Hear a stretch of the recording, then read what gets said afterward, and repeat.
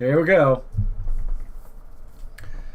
Hello, everyone. Welcome back to TRI's Top 100 Cryptocurrency Review. Dun, dun, dun.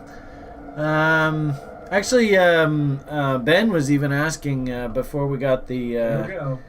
there we are. We're live on YouTube, so Hello, no going back everyone. now.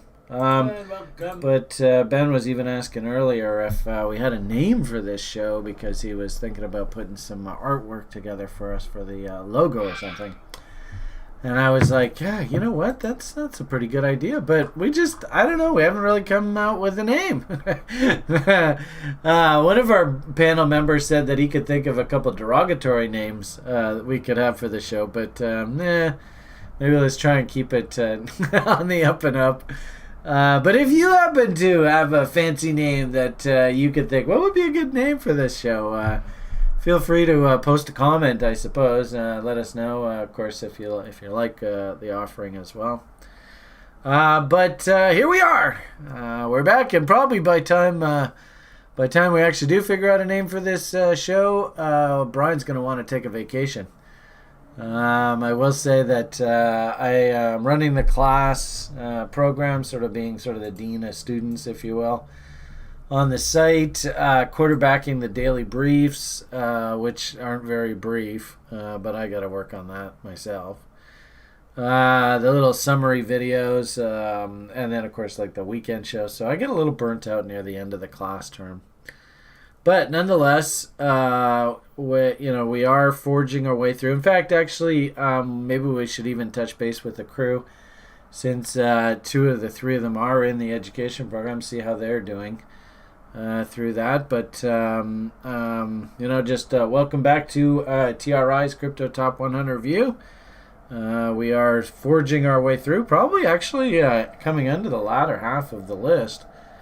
Really getting to know the site members and student body a little bit better through this experience, which I kind of enjoy. And of course, I'm always working on my public speaking skills and seeing if I can get the inner Brian to try and come out a little bit more and just interact a little bit more with the public. So I think I'm doing a good job with that as well. So anyway, here we are, another episode. I'll introduce my awesome panel.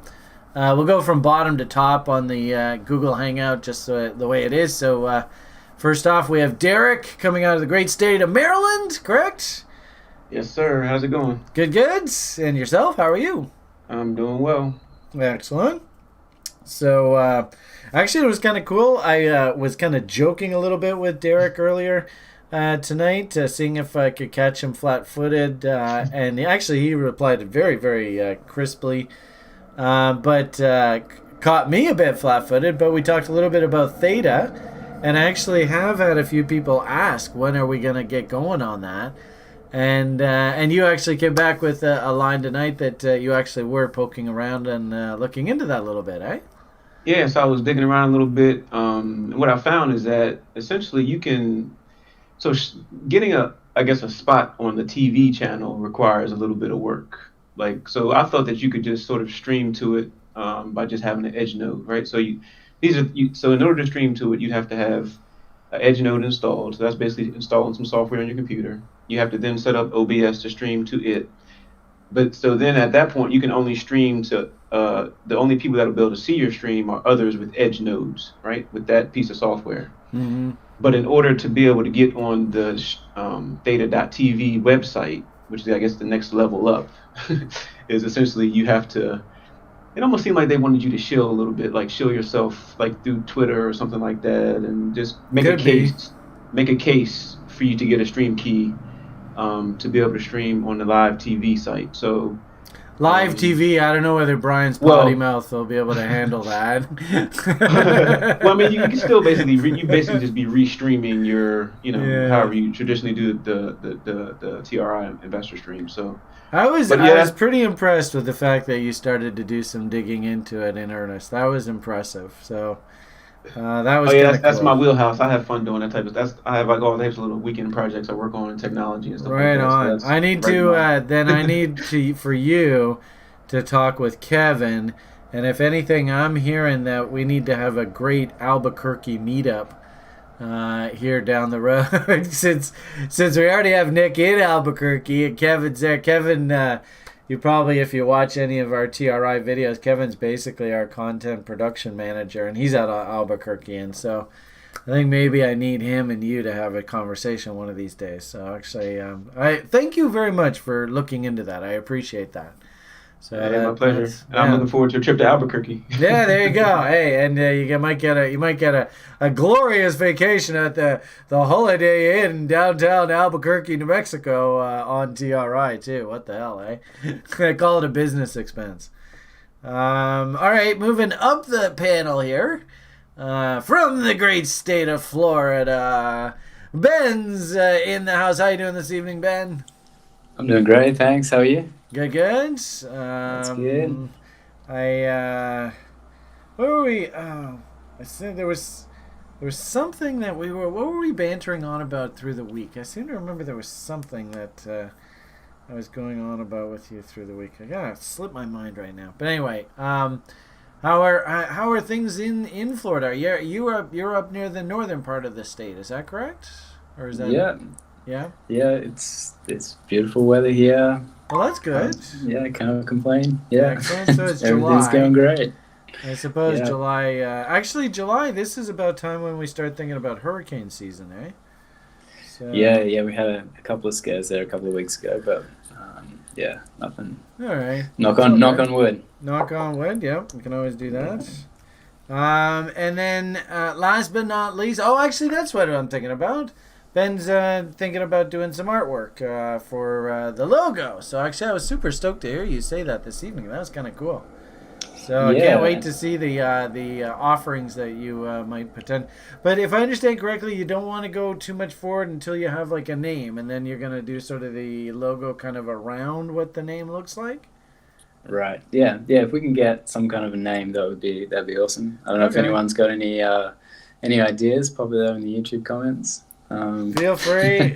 Try not to be too insulting. You can be insulting to Brian, but go easy on the boys. But yeah. So actually, that'd be kind of fun. I'm looking forward to that. That's cool. All right, and last but not least, bringing up the pack, out of the great state of New Mexico, full of smiles. Can't wait to get to level 3 to work with Brian. It's Nick. How you doing this evening, Nick? I'm good, full of smiles. Full of smiles. Good, good. Excellent. I was over the top pleased. I guess it was a couple weeks ago. Like I said, my show producer, director, chief bottle washer, Kevin's out of New Mexico. And I really wanted you guys to hook up and at least just, put a name to a face. And so I was so happy when I heard that you guys hung out, and actually we got a nice picture. I don't know whether we should, if we can show the picture. Maybe I'll leave it up to Kevin if he wants to show it tomorrow. But anyway, all right. So great to see the crew's back in form here. I think on balance, our sort of cautionary stance on the corn wasn't a terrible idea here this past week. So I don't know. Do we want to do? Actually, the list this week, for whatever it's worth, you guys actually are probably going to get a light session of us this week because a few of the names in this list from 71 up to 80 are actually like stable coins and that kind of stuff. So, maybe we'll have a nice little rant about stable coins. Of course, Brian probably not short of thoughts there. So, do we want to do corn stuff first, or what do you think? What's been our routine of late? I think we've been doing it at the beginning. Okay. All right. So, just quick overview. I guess, if anything, I think our cautionary sort of feeling stance, I think, was warranted as of sort of yesterday. We were looking like, oh boy, this thing is going to tip over. We had actually, maybe we can dovetail this, Nick?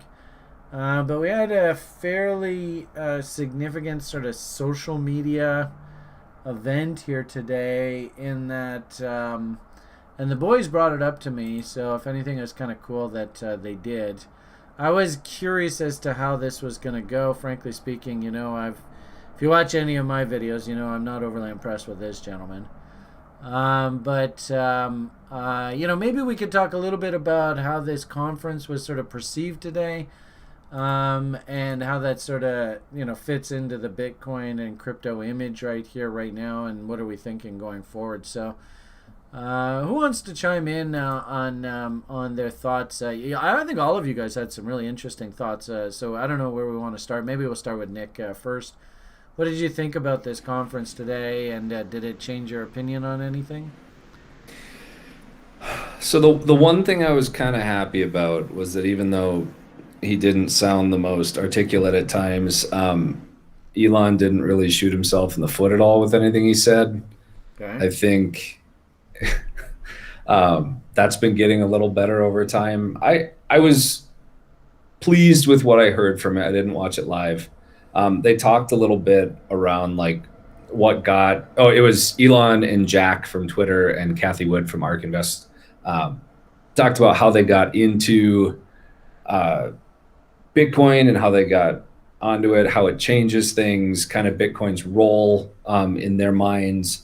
Can it be like a peer-to-peer cash? That type of stuff. The one thing I thought was interesting was Elon did say, like, maybe if you have a space heater in the future, you could take some of that leftover thermal and light energy that's kind of wasted, and maybe you can mine Bitcoin with it. So I've always kind of figured that his whole goal was to get into Bitcoin, say it's great, then be like, oh, sorry, it's a big energy issue.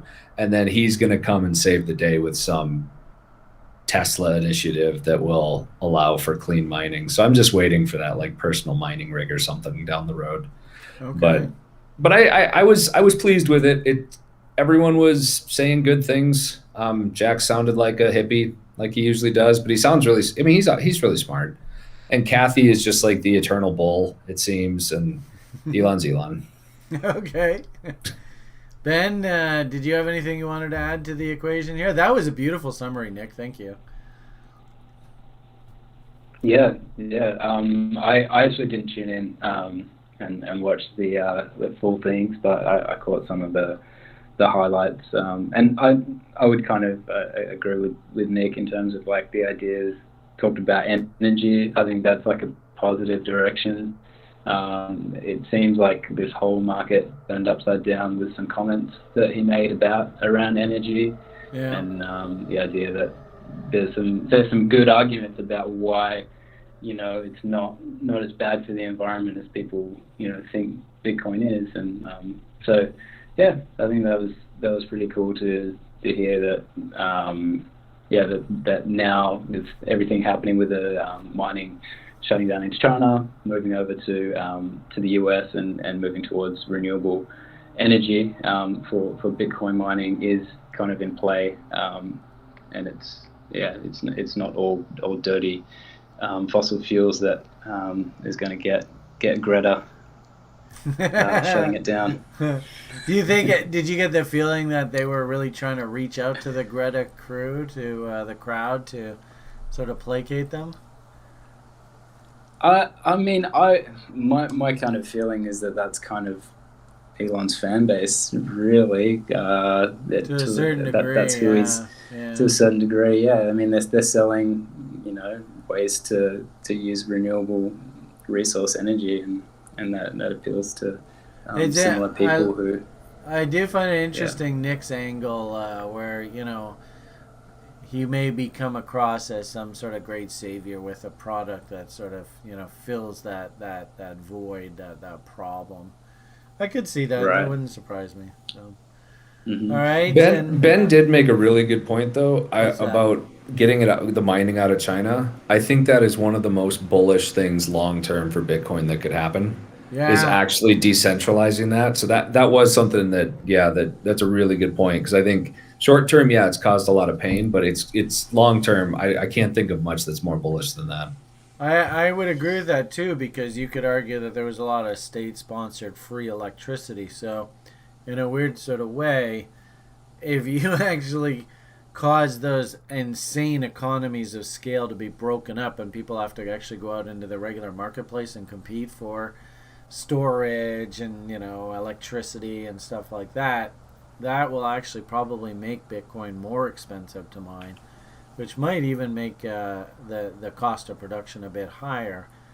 And I think all of the sort of waves that you see here are purely a function of cost of production. So I could understand that. The Chinese, they have a pretty darn sweet setup there. The only problem is that it was all coal-fired energy. Oops, that's not politically correct. The interesting thing about that, right, is that capitalism, they don't give a poop about cost of production. They just want the cheapest price possible. So if anything, all you Bitcoin fans, you want Greta to come in here and force these Bitcoin miners to pay a higher price for their production, which will ensure a higher cost basis for Bitcoin.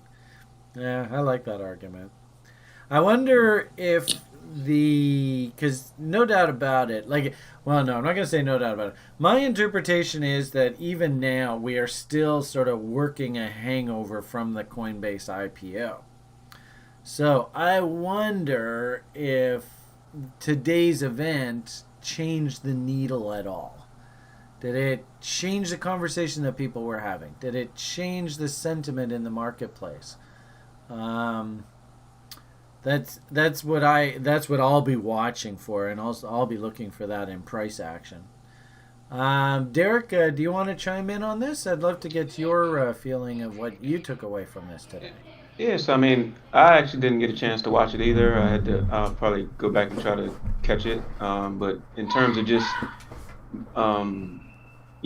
moving mining hardware around, I have a different viewpoint on that, I guess. My background is in kind of like cybersecurity and things like that, and I wonder if that's a risk, moving all that equipment and having more mining that comes from China in the United States, just because I think of it as maybe an attack platform, so where they can launch more attacks, like on infrastructure and that type of thing.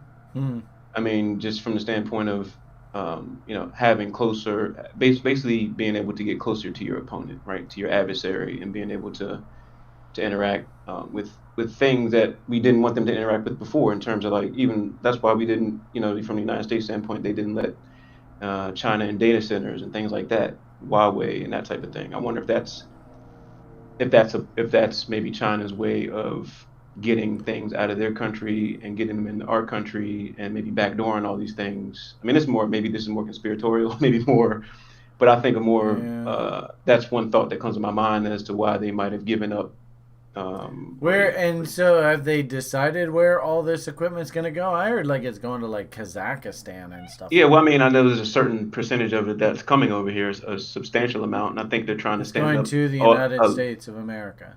Yes, from what I understand. I mean, I don't know all the numbers, and maybe it's just it's not as big of a number as I think, but as just in general, as you get all this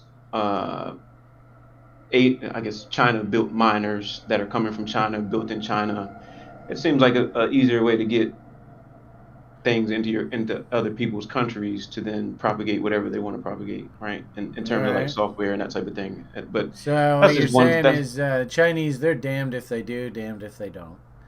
Yeah, I mean, China wants control, right? I mean, that's all they want. Well, do they? I actually saw one article today where somebody's like, the Chinese government couldn't give a flying fuck about Bitcoin. And I hate to say it, I mean, excuse my French, but I hate to say it. I kind of like that thinking. I mean, I personally look at the CCP like they're kind of like a mafioso. And the guys up at the top of the mafioso, they don't really care. I mean, they want the producers producing. So the guys that are on the ground, the foot soldiers, they're doing their thing. They got to keep paying the VIG.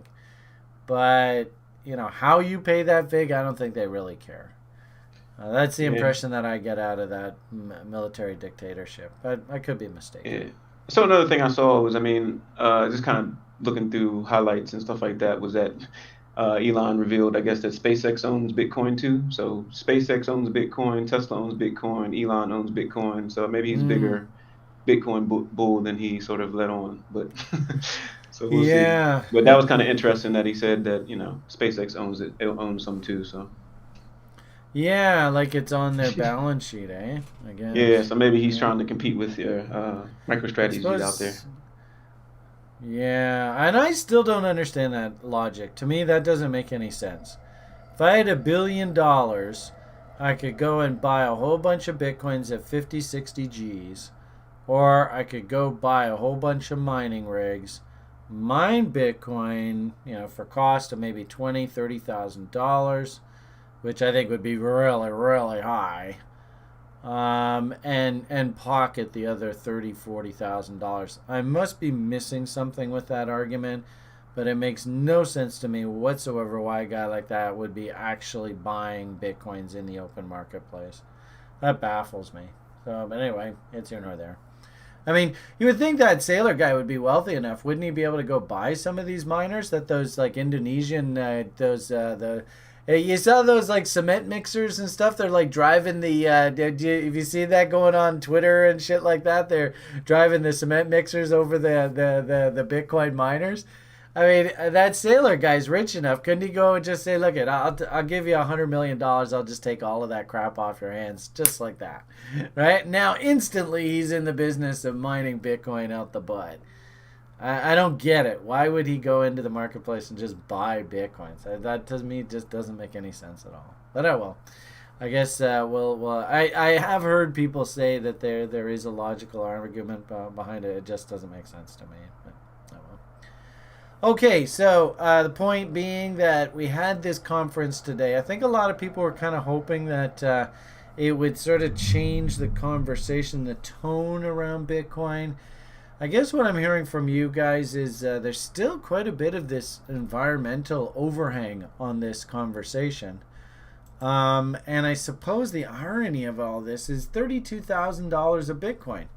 Are we actually anywhere near the cost of production to produce one of these things? If I had an S19 miner sitting here just on my desk churning away, what would its cost of production to produce one Bitcoin be right now? Anyone?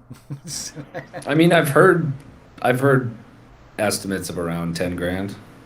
10 G's. So that means we're still trading at about a 200-300% premium to the cost. I don't know if that's right. That's just what I've heard. Yeah, it could be. Ben, any thoughts? Yeah, I've heard similar things. Quick little Google of it here. Google would actually know the answer? I don't know. What is the cost to They're giving us an answer. one Bitcoin with an S19 miner? I don't know if this will even spit up anything. It might spit it up on Google. I don't know about DuckDuckGo, because I know S Pro 19 lowest price. What does it say? Does it say what an actual one Bitcoin's going to cost you here? How much does it cost one Bitcoin? There you go. Look at that. So about $9,000, according to these guys. So anyway, kind of interesting. I still don't understand why someone would spend like 50, 60 G's for a Bitcoin. Doesn't make any sense to me. Anyway, okay. So interesting feedback from you guys. Technically speaking, on the corn. It was encouraging we didn't go through this tail low, but the problem, of course, is that if we change this to a line chart, that's not a bottom. There just is no bottom there. Unfortunately, to get the actual sort of line of conversation to change, like you'll notice that, trends change when you get these massive volume spikes, top, bottom, away we go. And of course, big bottoms over time, right? That big volume spike there. There's a shift, and you can just go through the story. Big volume spikes leads to shifts, then big volume breakout. Volume spike leads to a top. Volume spike leads to a short-term sort of capitulation bottom. So, unfortunately, this conference, it didn't really do much. I was kind of hoping it would do a little bit more than that. So that's a little disappointing unto itself. Ironically enough, everything that we talk about in the poop coins, and the logic is exactly the same here. So, our level 1 program, and now, of course, you're becoming just old hat at drawing these now, right, Nick? Good old Oh, yeah. zone. I mean, the irony of it all is good old mountain man level, our 61.8 fib there. It's still, I don't think it's been traded to on the Bitcoin yet. And unfortunately, in fact, actually, I think Kevin and I were even talking about this in the video, the Daily Brief today, eh? A lot of times you have to get like this, just to make sure this darn level is traded to, and it's done. So, it's very difficult to make the case that there's any kind of bottom in place here, and it's worth like stepping in hard. I just wouldn't, folks. It's got trouble written all over it. But Ben, I saw you reaching for the microphone there a couple times. Something you wanted to add to this? Oh, now you can't hit you. There you are. No, nothing particular. I mean, I would agree. It was quite an underwhelming response for bringing out the biggest heavy hitters in the Well, and it's funny, heavy hitters like Mr. Musk. He is who he is. Jack Dorsey, I guess. And the funny thing is, Kathy Woods, I mean, 2 or 3 years ago, if somebody had said her name, nobody would have known who the hell she was. So it's fascinating how time goes by, who are the heavy hitters and all that kind of stuff. I mean, isn't it fascinating how we don't hear about things like, who would be a name from days gone by? How about Draper? Like, whatever happened to Draper? Man, he used to be like the last cycle, right? He was the one who actually won one of those government auctions. Or where's the good doctor? What happened to the good doctor? Isn't he supposed to be Satoshi Nakamoto? I think he's tied up in a lawsuit, isn't he? Yeah, I think it's best that he just stays quiet right now. He might be tied up, but that might be another conversation altogether. Just kidding.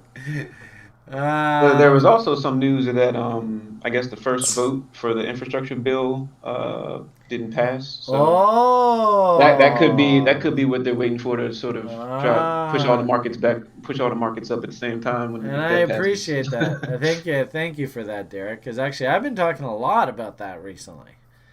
Is that I think half of the reason, and this is more stock market-y talk, and I know it's not a lot of fun for crypto people, but I do think that these assets are highly correlated.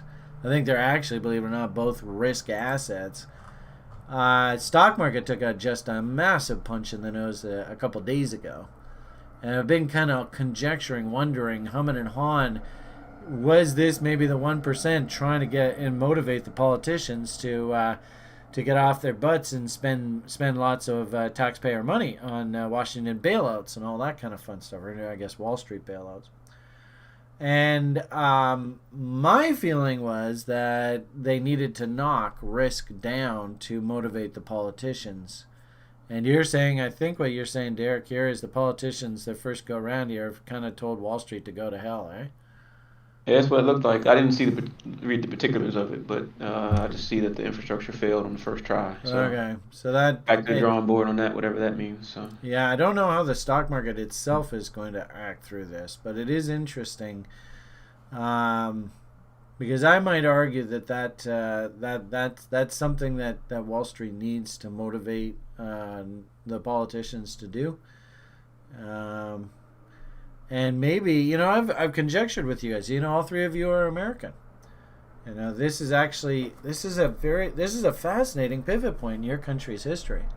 Unfortunately, my country in Canada, I'm just sitting on the sidelines praying to God that you citizens stand up for human individuals' rights. And you keep these banksters in check, because in my country, we've totally lost all control to these bankers. I don't even get a say in what this is. So, yeah, hold on to that freedom, hold on to that power, hold on to that right. It'll be an interesting time in your country's history. I'd really like to see the people stand up and say enough is enough to these banksters. The only problem is that the banksters might exact revenge, and things could get really ugly here. And unfortunately, that doesn't help crypto. Because as I said, I think crypto to a certain degree is a risk asset. So, stock market did rebound smartly here today. Crypto did enjoy a bit of a bounce. Maybe that rejection of the vote, and what often happens in Wall Street is the first vote's rejected. They come back the next day. Oh my God, what have you done? What have you done? What have you done? And then the whole damn thing collapses. And then the vote gets passed through in a big hurry. So let's see how that goes. It's interesting that you mentioned that, Derek. That's a good observation. Now, unlike this chart is still a bit suspect to me, and I don't know. Maybe you guys can help me. Maybe there's going to be the great flippening or something. I actually look at something like an Ethereum, and I notice that, well, actually, these lows have held. And we've reversed smartly off of these lows. And the interesting thing about Ethereum is it has done its mountain man correction off of this range. I don't know whether Ethereum is could possibly outperform Bitcoin here, but it's interesting how Ethereum, I was fascinated by this inverted empire pattern right here. This is usually a pretty bullish pattern. And we came right down into that level, candle body lows or trade location, and then they ride it smartly off it. And notice, unlike Bitcoin, Ethereum is just sitting right up at the top end of its range. It could issue a buy signal here actually really easily. So all it has to do is just get up through the top here, and you can even see the market right now is humming and hawing. What do we do? What do we do? What do we do? But that could very easily fire a buy signal, and actually a really cool way if you use TradingView is the list is relatively light tonight, guys, so that's why I'm doing this. Because we could be here all night, but I'm just doing a little bit of filler. So Williams fractals, this will help. There's the fractal signal. Boom, boom, boom.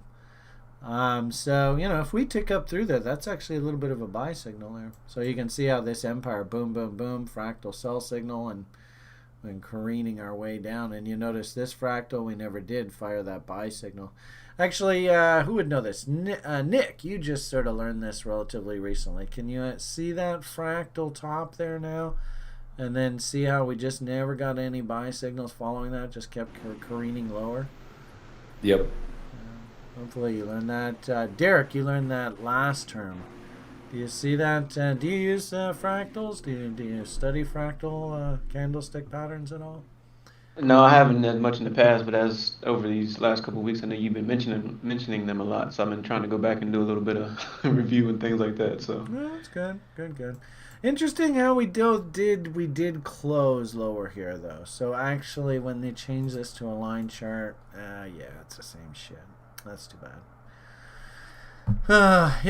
It's interesting because like Ethereum could spit up a bit of a buy signal here. I don't think Bitcoin's actually backed away from that level. Yeah, Bitcoin's got to get its butt up here. I suppose it could too, no doubt about it, but not as pretty a signal as that Ethereum. And then my buddy, and really probably the one that's going to tell whether the poop coins do anything at all here, good old Litecoin. Oh, yeah, actually, Litecoin's got a pretty good looking fractal here. So I might actually, because I hopped off, I bought some, and then I saw this fractal top, and I was like, I got to get out of here. So I was happy about that, and I've been looking for a reason to try and get back in. But again, yeah, man, that volume just was not impressive at all. But you can see there's a bit of a battle just even going on right here. So I asked you guys, following that kind of that presentation, what's the tone? Like, are people actually going to step up and buy more here?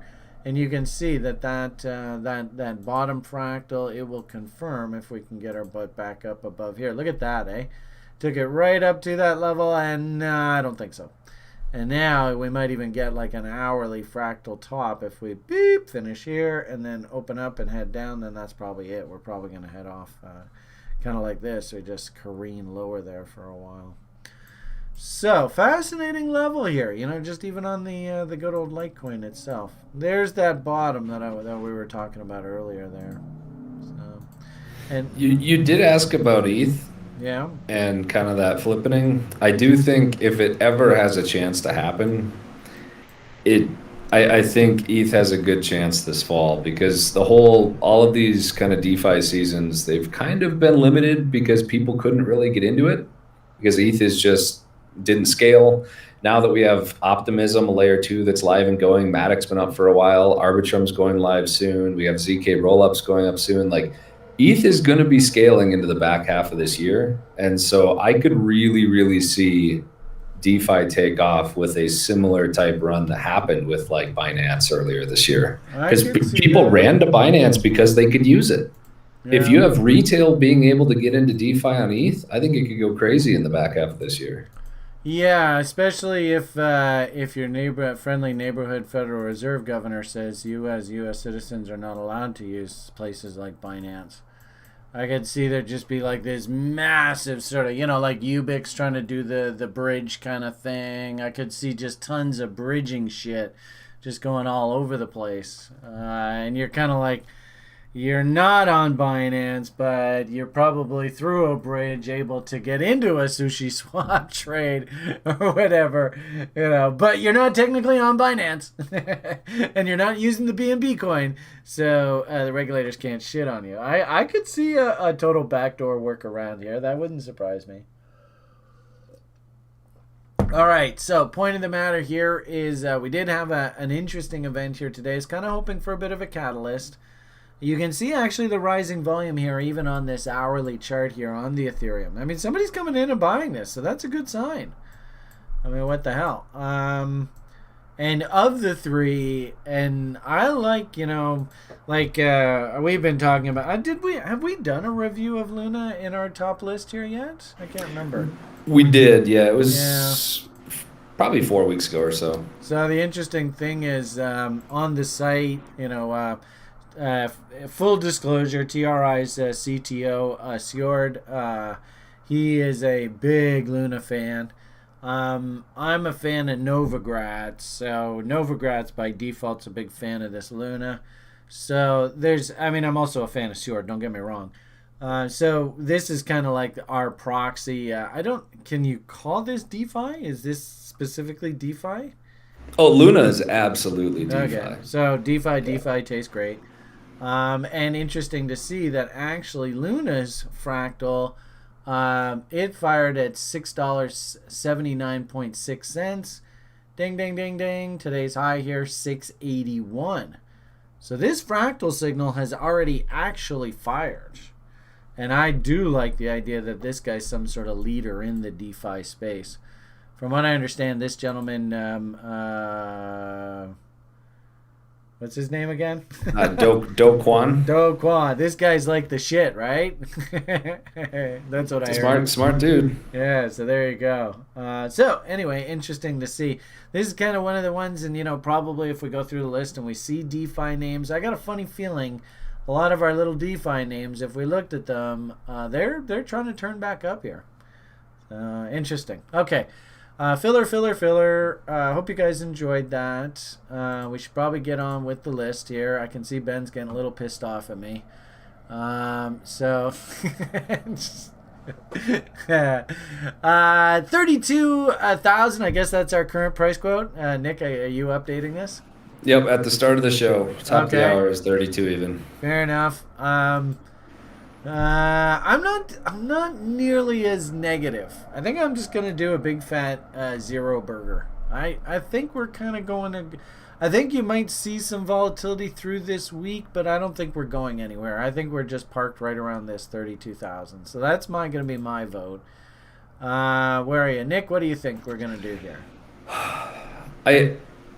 I kind of want to start turning bullish, but I think we got a little more down to go. I'm going to be another -1, another cautious. Agree? Soon, though. I'll change soon, I think. Well, you change exactly when you're ready. And Derek's going to stay the course? Actually, it looks like everybody's I'm mellow. the course. I'm neutral. I'm mellow. Okay, that's cool. That's fine. And finally, Ben, what's on your mood? You're gonna go with neutral too? Yep. Going All neutral right. again. Yep. So it's gonna be tough to get this market going with us just not willing to spend our money and buy. That's fascinating. So this is our index would have come up a little bit because Brian did come up here. I'm not quite sure why. Just for some reason I don't feel as negative right now. But yeah, I guess that kind of makes sense. So we need maybe through the week. One of you guys, who's the mathematician of the bunch?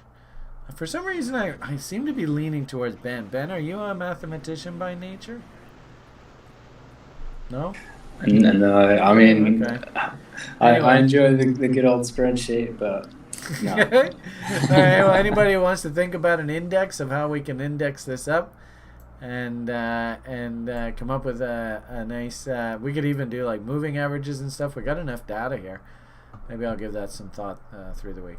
Okay. Anyway, I suppose for posterity, we will go USD. BTC USD.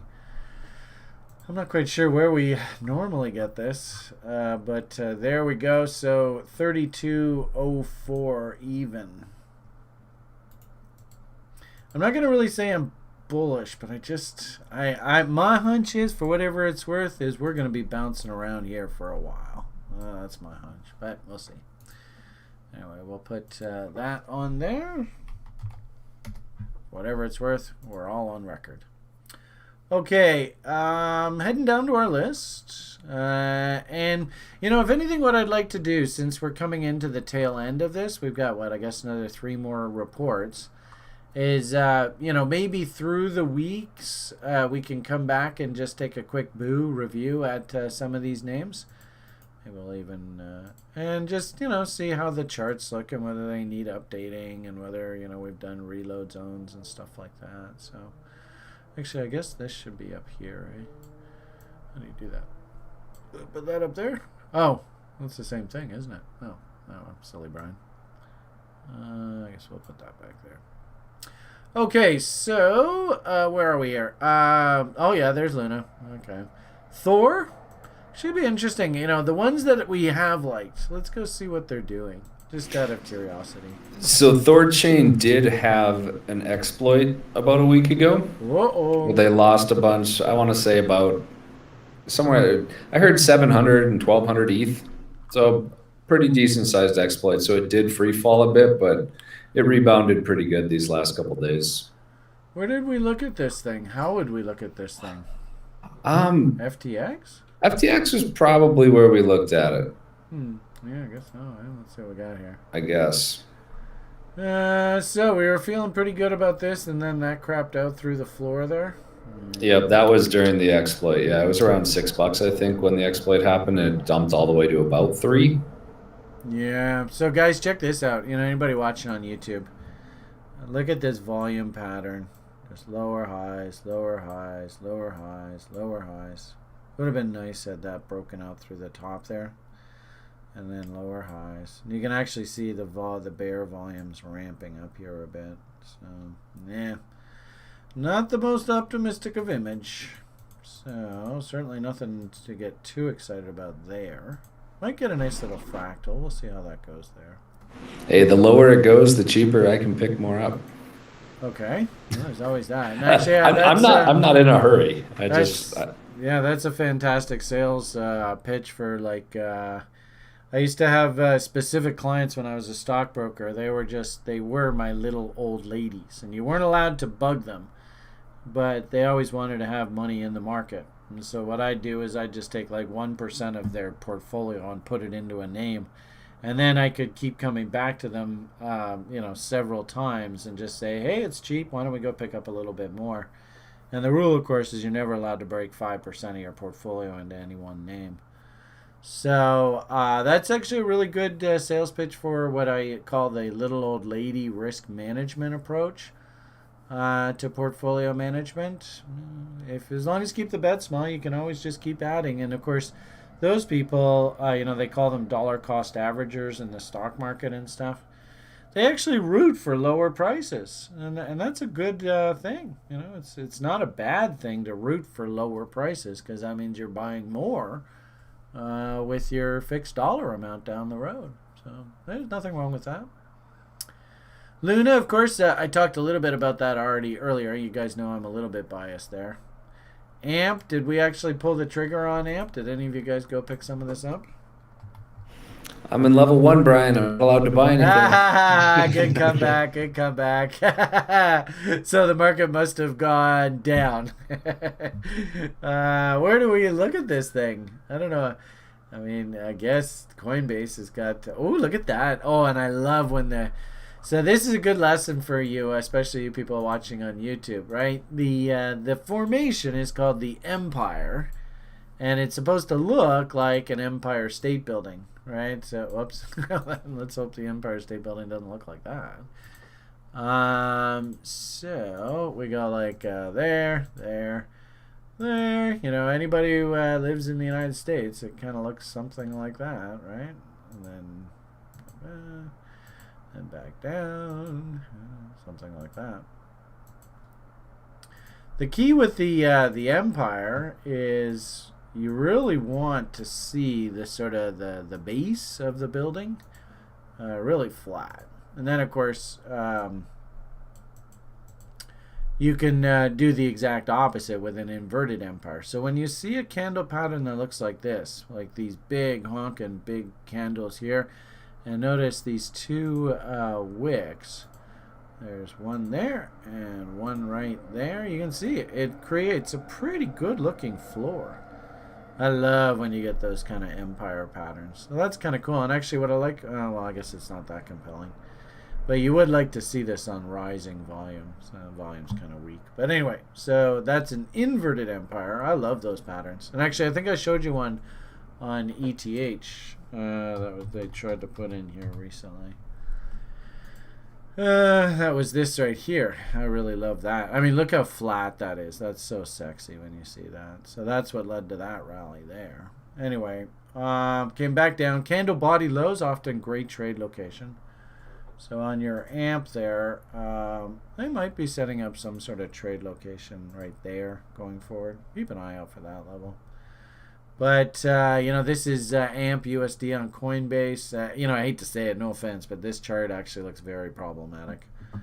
So it looks like it's heading lower, and probably the best thing we should do is look at this on a log scale. And then you can actually sort of measure this move, the equal distance. Let's see if we can do this. There to there. Something along there. And then clone that. There to there. And this is going to paint an ugly target, folks. But that's the way technical analysis goes sometimes. I'll go there to there, roughly, you know, in that area. And it needs to be the same distance. So there to there, and then there, all the way down to there. Yuck. Oh boy. So mark my words. If you're an ample, looks to me like this thing, and it'd be interesting to look on the other exchanges, probably historical information. Looks like there's some sort of level down in here. So nothing really to be done just yet. Sucks. I think we said we kind of like this from an FA perspective. You guys kind of like it's different. Yeah, like the story. Not so sure about the trade. Wait for reload zones. Interesting FA, unique project. So yeah, I don't see a technical buy there just yet. Let's see how our chilies are doing. CHZ.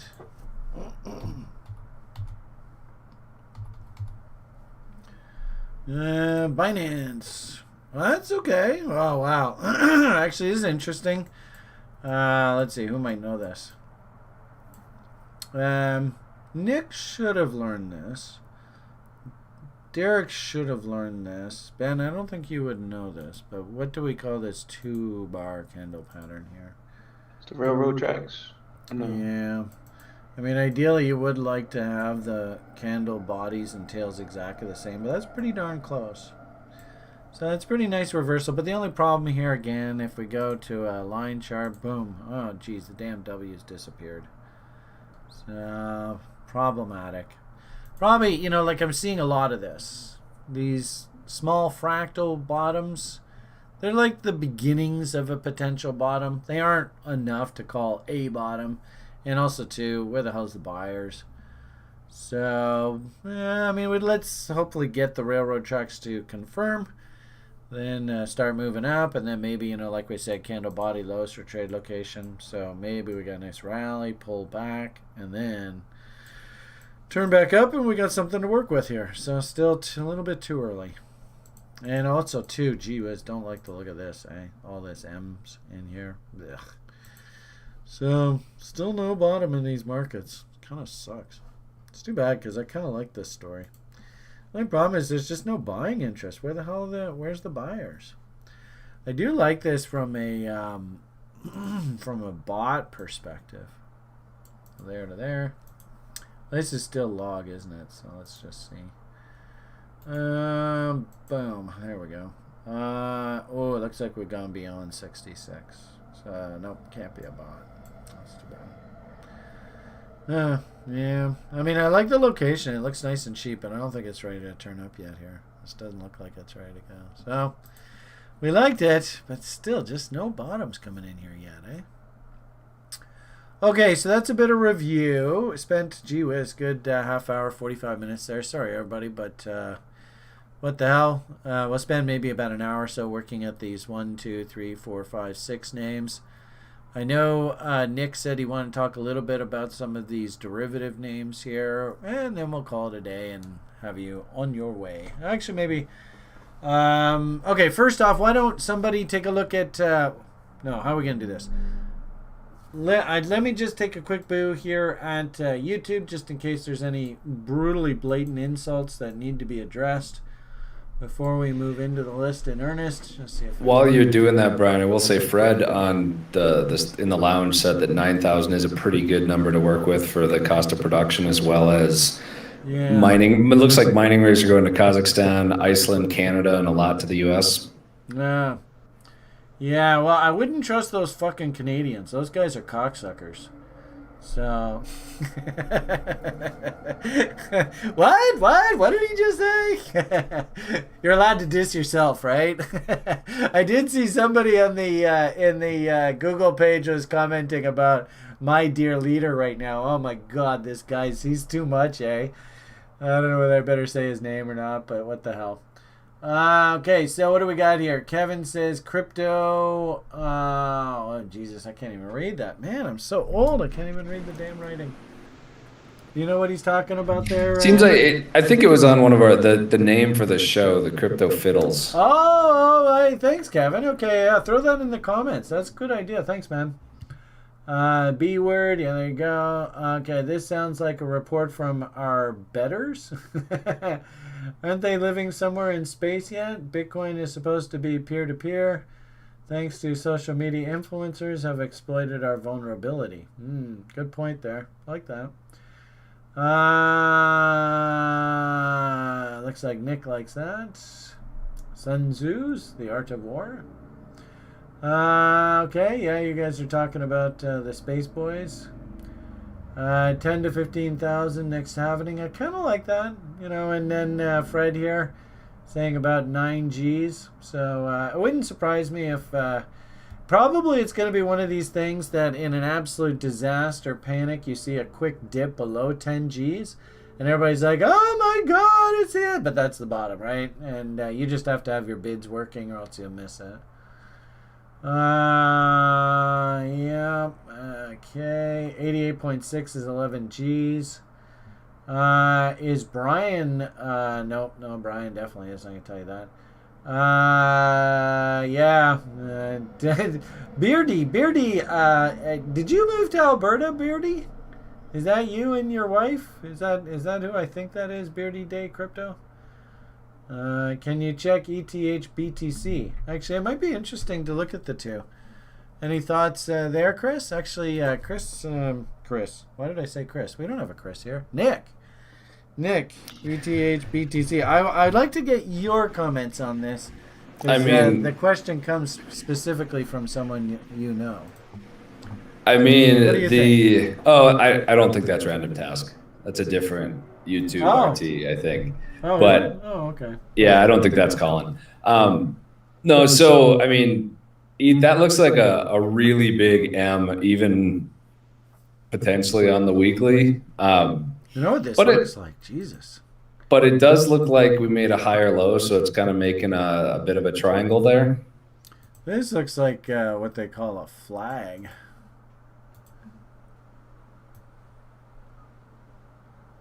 But yeah, so I mean, it. I'm hopeful that that higher low means maybe we're going to reverse structure there, but I mean that was a pretty ugly M that it made. Yeah. Anyway, my knee-jerk gut reaction is usually they say these things resolve about 2/3 the apex of the triangle. I don't know whether you guys have ever heard me talk about that before. Man, I remember we used to do this. There's somebody who's asked me to do the whole triangle theory and shit. And did we go on about it today in the daily brief? The number 3, or maybe we did that in class today. I mean, the number 3 is really important in this universe. So, who was it that we were talking about with the number 3 today? That was somebody. Anyway, must have been in the battle station. I don't know whether you guys ever listen to us. We banter on about all sorts of things in that battle stations room. Anyway, point of the matter here is usually these triangles, they always say markets in transition look like triangles, but usually what ends up happening is these things look, this triangle usually resolves about 2/3 the apex. So if that's 114 bars, then 2/3 is what, I guess about 70 or so? Who's got a calculator? 114 would be 70, 76 maybe? Well, I did not pull up a calculator. Get the calculator and figure out what the hell the number is. So, I mean, I totally just eyeballed that. I don't know if that's that triangle, but anyway, 114 times 0.66 equals 75 1/4. So we'll call it 75. So that is right about here. So that's when this thing should resolve. So get ready, folks. How long is that? That's This is a daily chart. So in 1 week, this should resolve itself. Well, that's interesting. Is there anything particular? What you were saying, that FA stuff? Is there some? What was man? You were throwing some serious names down there about Ethereum. What was that fundamental developments you were saying? Oh, were you just all the scaling. So the scaling has been a big issue for ETH this year. Well, for a long time, but this year especially. But there's a lot of different layer 2 solutions. So Polygon's one that I've played on just because it's been live and it's essentially free to trade on. But there are fundamentally and technically better products coming out. That are also layer 2s that will help with the scaling, and I think that will definitely help Ethereum's thesis for the rest of this year and beyond, before it gets to ETH 2.0 and even after they release ETH 2.0. Check this out. Just as I'm blabbing away here, this was banging around the back of my head. Come on, you! Oh, so frustrating. Ben, you wanted to add something? No, sometimes it looks like I'm reaching for my microphone, but I'm just expanding your screen. Oh, okay. Oh, you're back. You're just holding out on me, that's all. But, all I mean, I would be interested to know... Hello. What it looks like. Look at that, eh? So you can literally see the trade is setting itself up here. Can you see that? That's fascinating.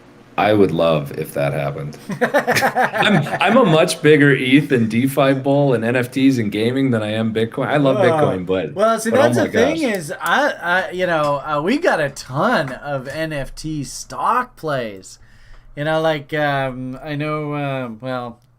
I know it's kind of cheating, but what the hell? I love talking stock markets, so sorry. What the hell is it? Kevin's names. I mean, look at this. This is, I think this is an NFT play. I mean, look at that. That's got money written all over it. I mean, I don't know whether you people Thank you. Not random task here. Hee hee. Yeah, you were right. But still, that was a good question, RT. I kind of like that line of thought. So, this is an NFT. Look at the big pop the other day. Somebody was like, I want. So I don't know why on earth did that rally? And then I think this is also an NFT play. I mean, that thing's just getting ready. I mean, it's not really technically awesome, but I could see this thing jump up. Look at these gaps up here. I think it could easily be filled in up top. And then also too, like ETH kind of plays, my funny little iMining. These guys, that's all they do is, Ethereum, all that kind of stuff. That thing looks like it's getting ready to put in some sort of bottom. Of course, all the retail people that bought here, Barstool people, they're all crushed. That thing looks like it's getting ready to bottom. So, this is another one. You can see, looks like I bought some. Bid working, bid bought. But I love all these little NFT plays in the stock market. So I kind of like that thing. It's supposed to also too, Luna here actually fired its fractal, sort of the DeFi kind of space, which is, I think, what's interesting is I do like that idea that Ethereum is basically going to replicate the move that we saw out of Bitcoin last cycle. So that means this son of a bitch has got to get up to, I mean, I don't know what it does versus Bitcoin, but ETH itself has got to get up to like 20 G's, right? It's got to get its act together and get going here. And I wouldn't be surprised, everything that I see, whether it be NFTs or DeFi or all this, everything is pointing towards Mr. Vitalik rocking and rolling here. You were giving me too much hopium, Brian. But what I was going to say was this, I guess this move reminded, maybe it's this move here, Let's see what percentage dip this was.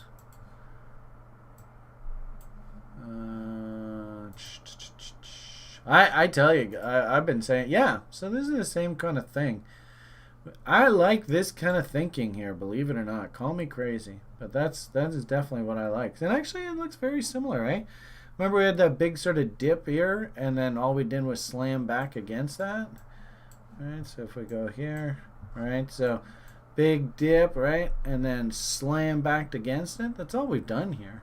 So anyway, I mean, I don't know. Who knows what the fuck's gonna happen? But that's just interesting how that's a really the bot itself. And this is what I love about the bot is literally the market is setting the trade up. You can see the market is literally defined the battle lines, right? Remember, I don't know whether you guys were around the site last time when Bitcoin was breaking out like this. I had like the Union Army was up here, and then I had like Robert E. Lee's the Army of Virginia down here, right? And this was Gettysburg, and the Bulls and the Bears are just going at it. Same thing.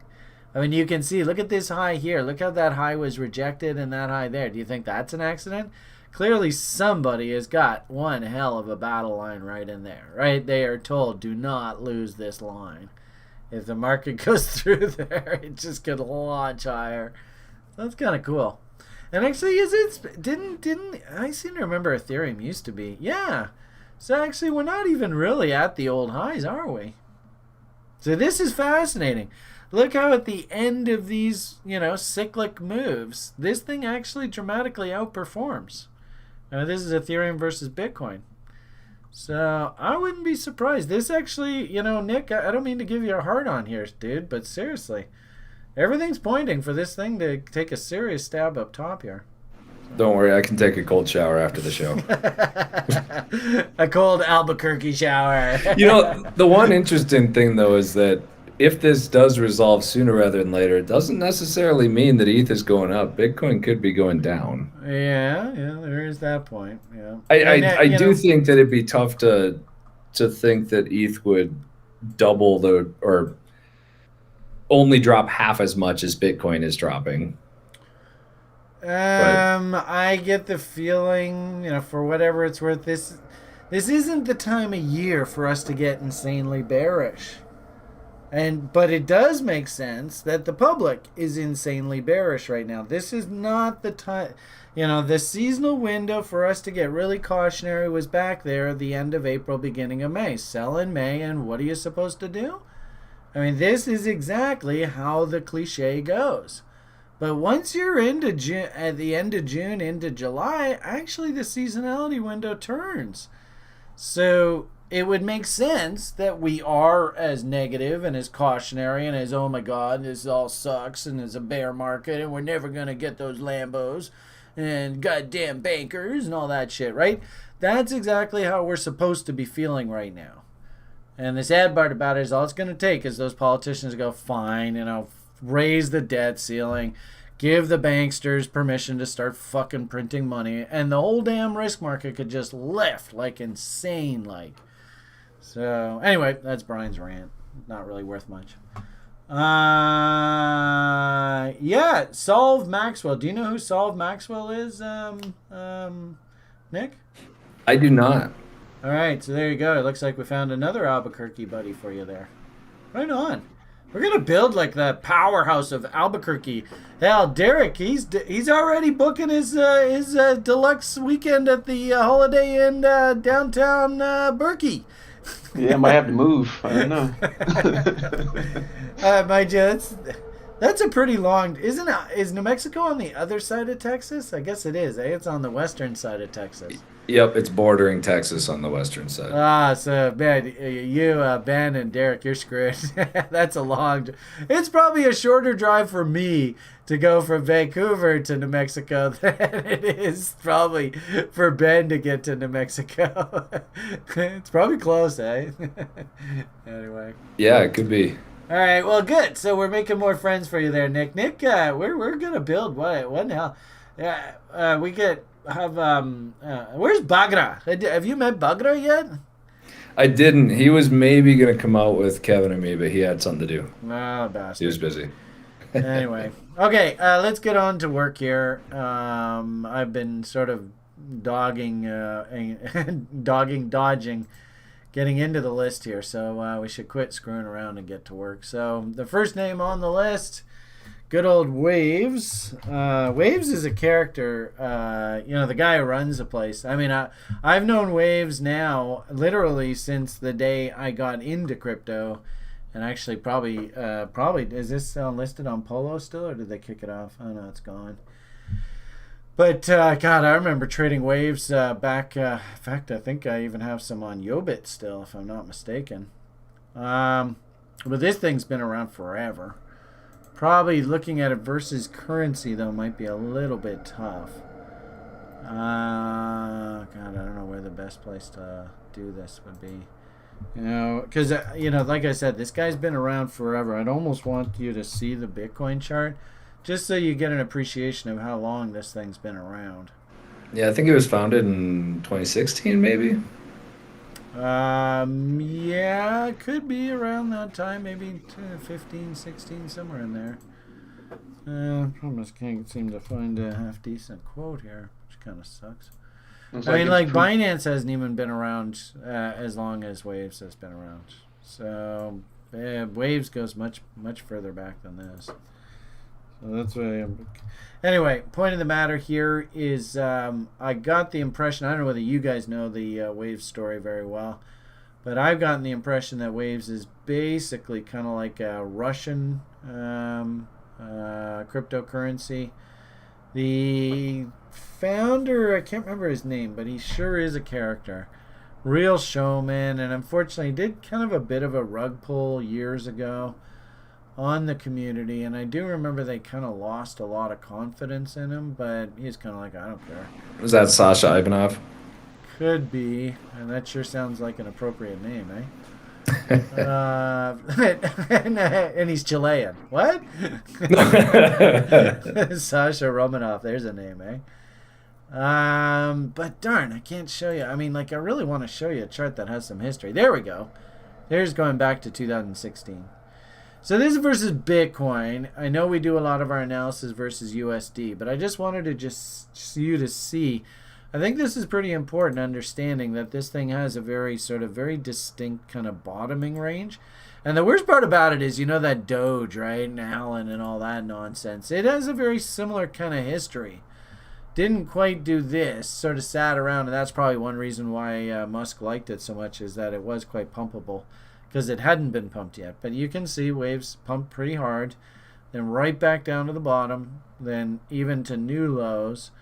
Beautiful base. I mean, this is what I really want you, as you're watching these sort of free videos that I do. I need for you to see this, and I need for you to, you know, you may not be able to do this, but I just, you know, if anything, print this screenshot off, right?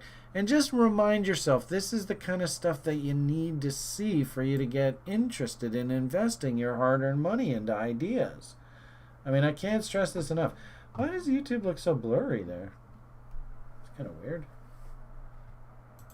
Do you guys, either of you, have the YouTube page open, and is it blurry? Oh, there it is. Okay, so it's not. Yeah, I have it up, but it doesn't look Okay. look blurry. Obviously, I was a little bit crazy there. Okay, so the point of the matter here is, I hope you can see this this bottoming pattern down here, right? Down, up, down. It just keeps fighting down, but it just can't make lower lows, and then finally turns up violently through this level. And you know, I suppose we might even ask, you know, Ben, if the market did come down and give you the opportunity to buy this original bottom, what might we call that process, or that, what am I looking for? What's the term I'm thinking, where you don't chase, you just work your order at the original breakout level? I think it starts with a W. Yes, 2 words. Yeah. Water closet. Check. No. Wyckoff, check. All right. So I hope you all, in YouTube land, if you don't know this, that's what this process is called. You know, hell, you could even just say, you know, I'll let the Wyckoff check happen, and then I'll buy a W, and so maybe you go and buy that. It doesn't really matter. The point here is, I mean, it's very hard to do, don't get me wrong, but when you see this thing going and emming, like up, down, up, see you later, that's when you got to kind of go, you know what, I'm just going to cool my jets. And let's maybe wait for some W's down at the bottom end of the range start forming again. So, you know, like the rest of the market, it had a hell of a rally there in the spring. So, you know, it's kind of encouraging. It's good. I think, you know, just versus Bitcoin, we can just do really simple things like reload zones. So it kind of makes sense why the market kept spiking back up here when it tagged Mountain Man there. Doink, doink, doink. But, you know, in fact, actually, this is a setup that we have in the site library. Who can tell me what the name of this setup is, where you try and identify previous market structure, and if that market structure comes off 78.6, that's a pretty darn good level to work a buy order at. Anybody know what we call that setup on the site?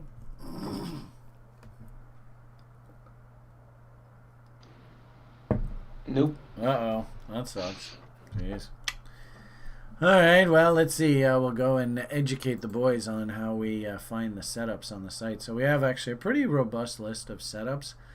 So this would be like trading range setups, and I couldn't believe it. I heard somebody the other day who is a quote-unquote technical analysis expert say the main reason you use technical analysis is identify trend. Okay. But who can tell me, what's the percentage amount of the time that markets trend? About 20%, 20 to 30. Yeah, about 20 to 30% of the time. So that means you're going to be sitting there 70 to 80% of the time going, what the fuck am I doing with this technical analysis? I couldn't believe that when I heard somebody say that. That's just blatantly wrong, folks. And the long and short of it here is that I used to work with professional traders who would make a living just range trading, selling against the highs, buying against the lows. So try and understand the markets actually range far much more often than trend. So you better, if you're going to get good at technical analysis, you better have setups that speak to range trading. Anyway, point of the matter here is I wanted to show you Um, this setup, boom. This was one of our favorite setups from last cycle. I swear, this is so fucking money. You want to learn, in a bull market, you want to learn how to make money like a boss.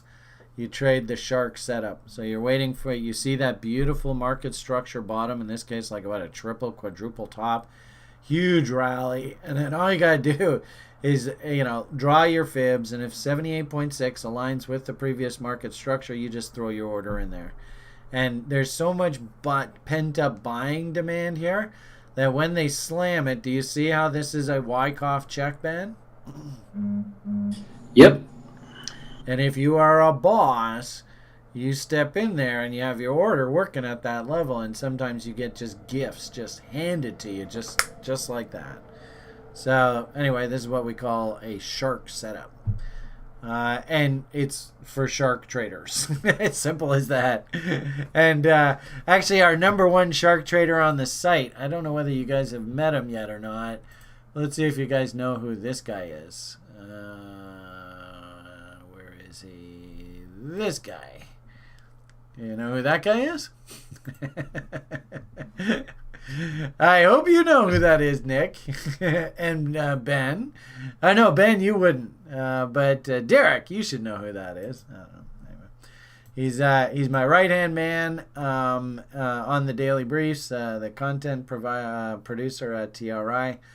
And he's a level 1 TA as well. And that's Kevin, right? But that's right. What's his name on this? That's not Shark Toshi, is it? No, that's not Shark Toshi. That's somebody else. I know Kevin. This is the Duke of Berkey. That's why he's wearing his crown. So you better recognize him. He's the Duke, and he trades the shark setup, right? And that's his setup right there. That is Kevin's setup. Anyway, I mean, it could be anybody's. Point here is we call this a shark. He loved this, and we made so much money last cycle just trading. I mean, look at this. This was there it is, 2017. So this was last cycle. This was a totally typical trade in in crypto last cycle. I don't even know if this coin's even alive anymore. Kavark. That's right. Thank you, Adam. Good job. Actually, look, we got a couple OGers. Rob, you got to come on the Daily Brief and do your call-in. Jeez, those that, and actually that was back in these days. Rob over there on YouTube, he would come on the call every single day, and we'd all have our call-in of how he's supposed to, how you were supposed to answer the roll call in the Daily Brief. So Rob, can you do me a favor tomorrow? Come in the Daily Brief and do that for the boys. They'd probably like that. I don't know whether you guys have ever heard our old roll call. That was fun.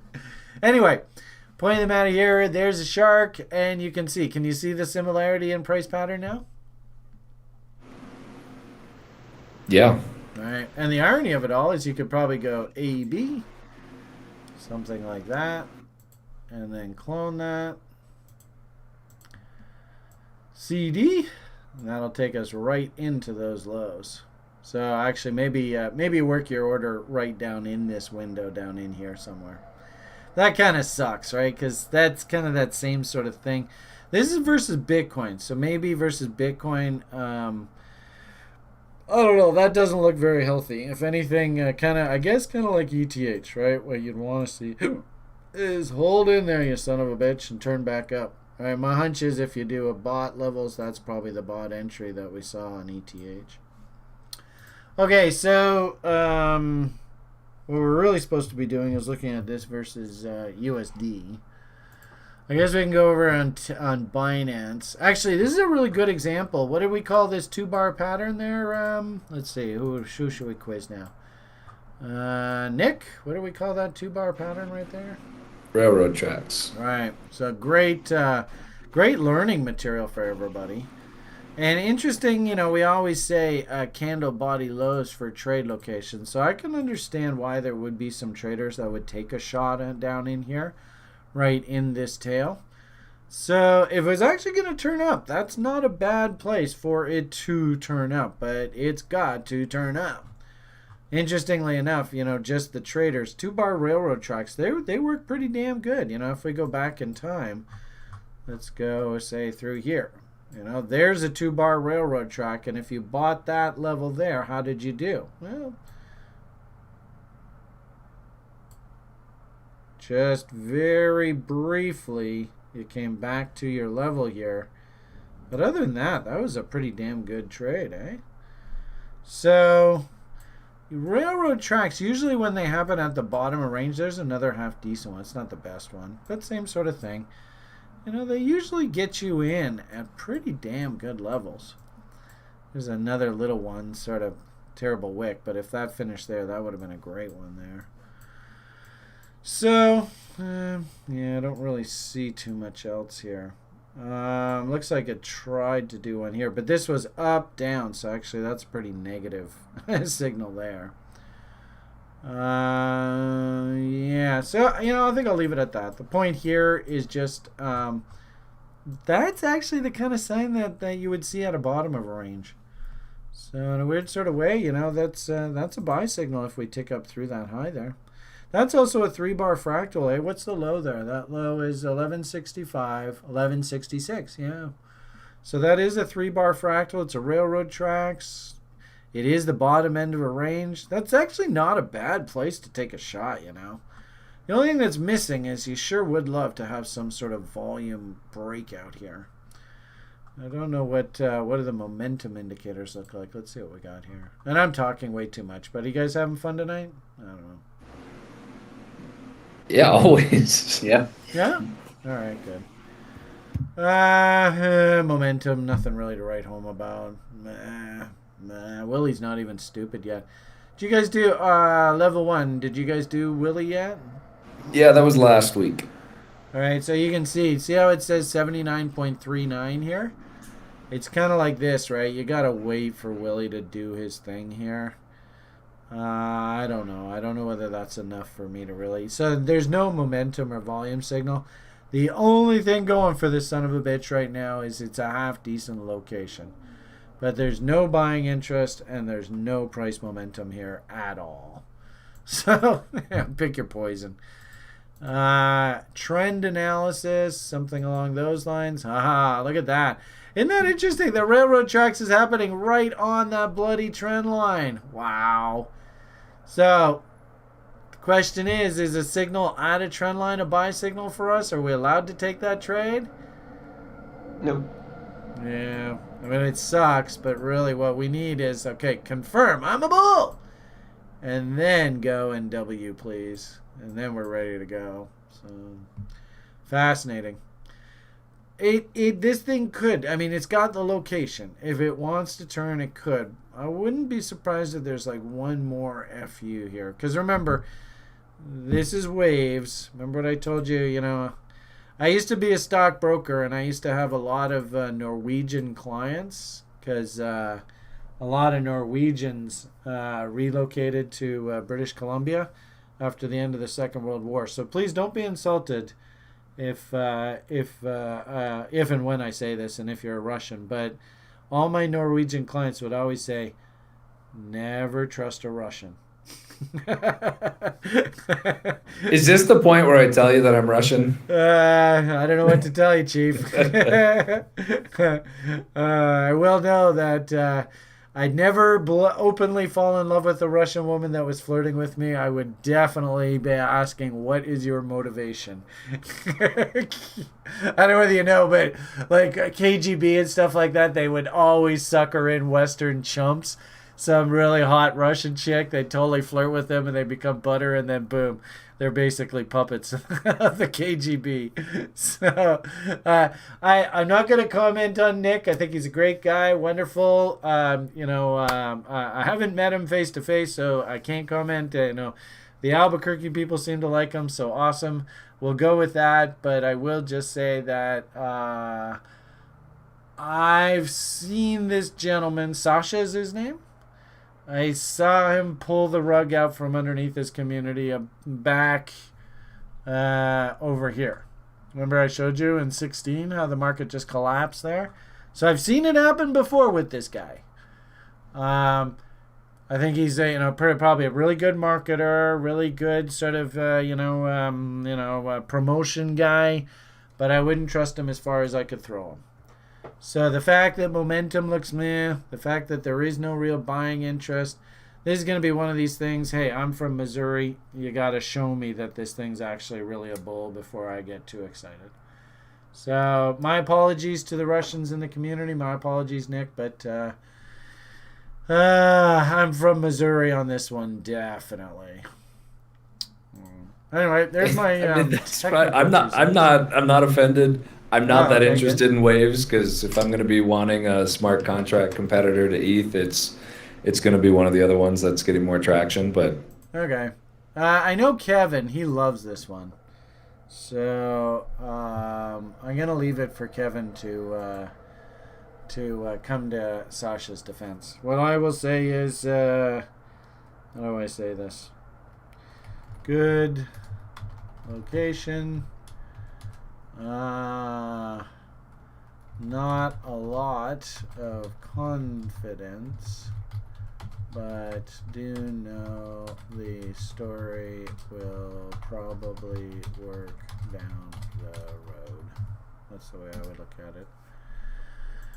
I'm not going to say blatantly don't trust a Russian, but I am going to say I have to be very, very leery. It's the same thing with China. I mean, it's just me. I have a very difficult time endorsing investments in China. I just can't do it. It sucks.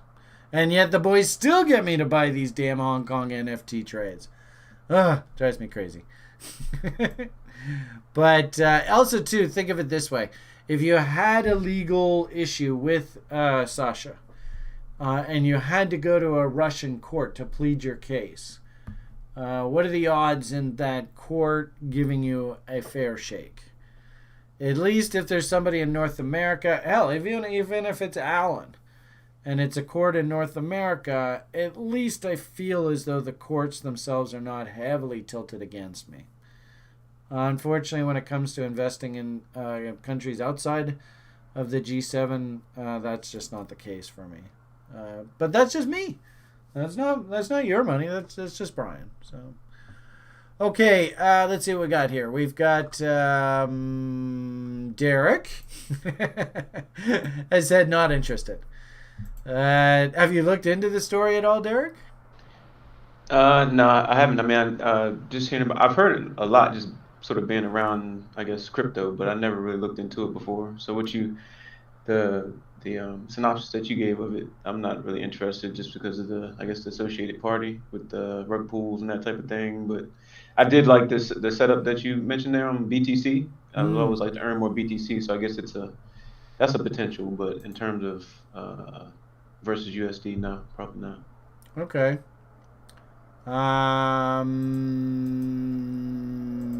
I like the idea of buying 88.6s. Yeah, I mean, technically, the name could get appealing. I would have preferred that these levels come in and you had like bull divs and stuff working, and like Willie was stupid. If all that came in, I'd be like, ooh, this might be worth taking a shot. Keep in mind, full disclosure, everybody, I own everything. So I have a ton of waves, but I bought it forever ago, sold half on a double. You know how the story goes. So it's not like I'm not in the story. I own like a little bit of everything in crypto. But having said that, that might be kind of like what you were saying. I might go pick up 0.01 BTC looking to flip it, on my shitcoin 5,000 challenge kind of thing. That's it. I could see that trade very easily here. Is this the kind of thing where I want to really invest build a corporate platform or something on this? No fucking way. I would much rather go like Nick's ETH route or a clone of ETH. But that's just me. So anyway. So not interested. Many smart contract competitors from Nick. And then Ben says, not a bad story. We'll wait for a few more indicators and structure. Yeah. So location's good. And if you can stomach the Russian story. And the interesting thing, right, is that in a weird sort of way, if the Federal Reserve comes out and shits on all the Western stories and China shits on crypto in China, you might find that having a Russian internet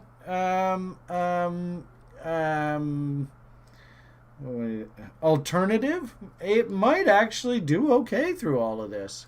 And I've always said, and this is the way it goes in totalitarian dictatorships. If this guy actually plays his cards correctly and basically chummies up to Mr. Putin, he could have literally a gold-plated cryptocurrency platform that he basically becomes a Russian czar or, an oligarch within his society just because Mr. Putin says this shall become a Russia coin. I mean, it wouldn't surprise me, and they certainly do it to others in the past. So, anyway, like I said, I've got a little bit on the books. We'll see what happens. Only time will tell. Okay, so at this rate, yeah, we'll be done probably around midnight, so that's not so bad, even with the short list. All right, ENJ. Somebody said they wanted to do a big talk about ENJ. So, actually, I'm going to fill up my water. So, somebody tell us a fundamental story on ENJ while I fill up my beverage. I'll be right back. I don't know if it's going to be a big talk, but yeah, so do you guys know much about Engine Coin? I know a little, yeah. Yeah, okay, so basically it's the main utility of it is that you can create NFTs by infusing the Engine token into the non-fungible token. And so by creating the NFT, it's for gaming, is the main use for it. So you could actually create a blockchain asset that you could use in your game. You could actually trade it between other players. I'm pretty sure you could take it from one game to another as well. So players have ownership over these assets that they're using within the games, which is just a huge market. And Engine have been around since about 2009, offering services to gamers, like helping them kind of build guilds and create communities and all that kind of stuff. So they've got a really big community behind them, and definitely well positioned to make this kind of step happen to bring non-fungible tokens within the gaming space onto the blockchain. So it's a pretty cool use case. Cool. That does sound interesting. I think just because I gave him the open invite, now he's poking me like crazy. Keep in mind, when you guys get to this point, you site veterans, you get away with murder with me. So, where the hell's the link to this thing? I don't even know how this works. I think it was in the room, wasn't it? Yeah, don't you usually? Isn't there like a link or something? Anyway, Rob here, I was bugging him earlier about getting one of his call-ins, but I don't know how you actually get the link to this. Isn't that bizarre? Oh, maybe it's over here. Copy joining info. There you go. All right, we'll get Mandalorian Bear in here. Just because he's fun. He's a character. So, Rob, you got to come in, give your call, and then get the fuck out. So, all of you guys, you can learn from Rob when he comes in here. We'll get his hello, and then each and every one of you can do it as well. So, I don't know. We'll have him pop in here. So, it'll probably shock us. Okay, so I do kind of like this idea. I remember in 2017. Oh, here he comes. There was a conference here in the summer. All right, you're gonna say hello, sir? Meow. Roar. Okay. I think you need some work on that. You haven't done it in a while. Yeah, it's been a while. I've been busy with work, and I didn't think I was going to be able to make tomorrow, so I was going to try and do my meow roar tonight. So, yeah. Awesome, dude. Great to hear from you. And all three of these guys, you just understand, Rob was exactly the same position as you a few years ago, and he put the time and effort in just like you, all the three of you are right now. And I don't know, Rob, do you feel as though you're a relatively educated market participant? Yeah, absolutely. So I've made a ton of money. Not that money's everything, but yeah. Anyway. Good. So all three of you, no reason why. And so I want a Rolf Mew from each and every one of you. Maybe that's going to be our calling for this show. But anyway, thanks for popping in, Rob. I did give a shout out specifically to you earlier, so glad you could say hello here tonight. Cheers. All right, take it easy, bud. All right, so back to the show. Sorry about it. Just having fun with some of the vets, everybody. ENJ. I was saying in 2017, I guess it was the summer of 2018 when kind of the market fell apart there. I did watch there were people that were able to create video games where they were using cryptocurrencies within the video games, and each of the little sort of, like super sword and, boost power up. Everything was an NFT kind of thing, and everything was tracked on the blockchain. So that's in essence what you're talking about with this, right? Right. Was that Wax protocol? I know that. I can't even remember. Around back then. Yeah. I do remember the little guy who was putting it together. He was working like a son of a bitch. And I was really, really impressed with the work that he was doing. But you could tell that all the, the fluffy idiots that were coming into the space, they didn't have a clue what he was up to.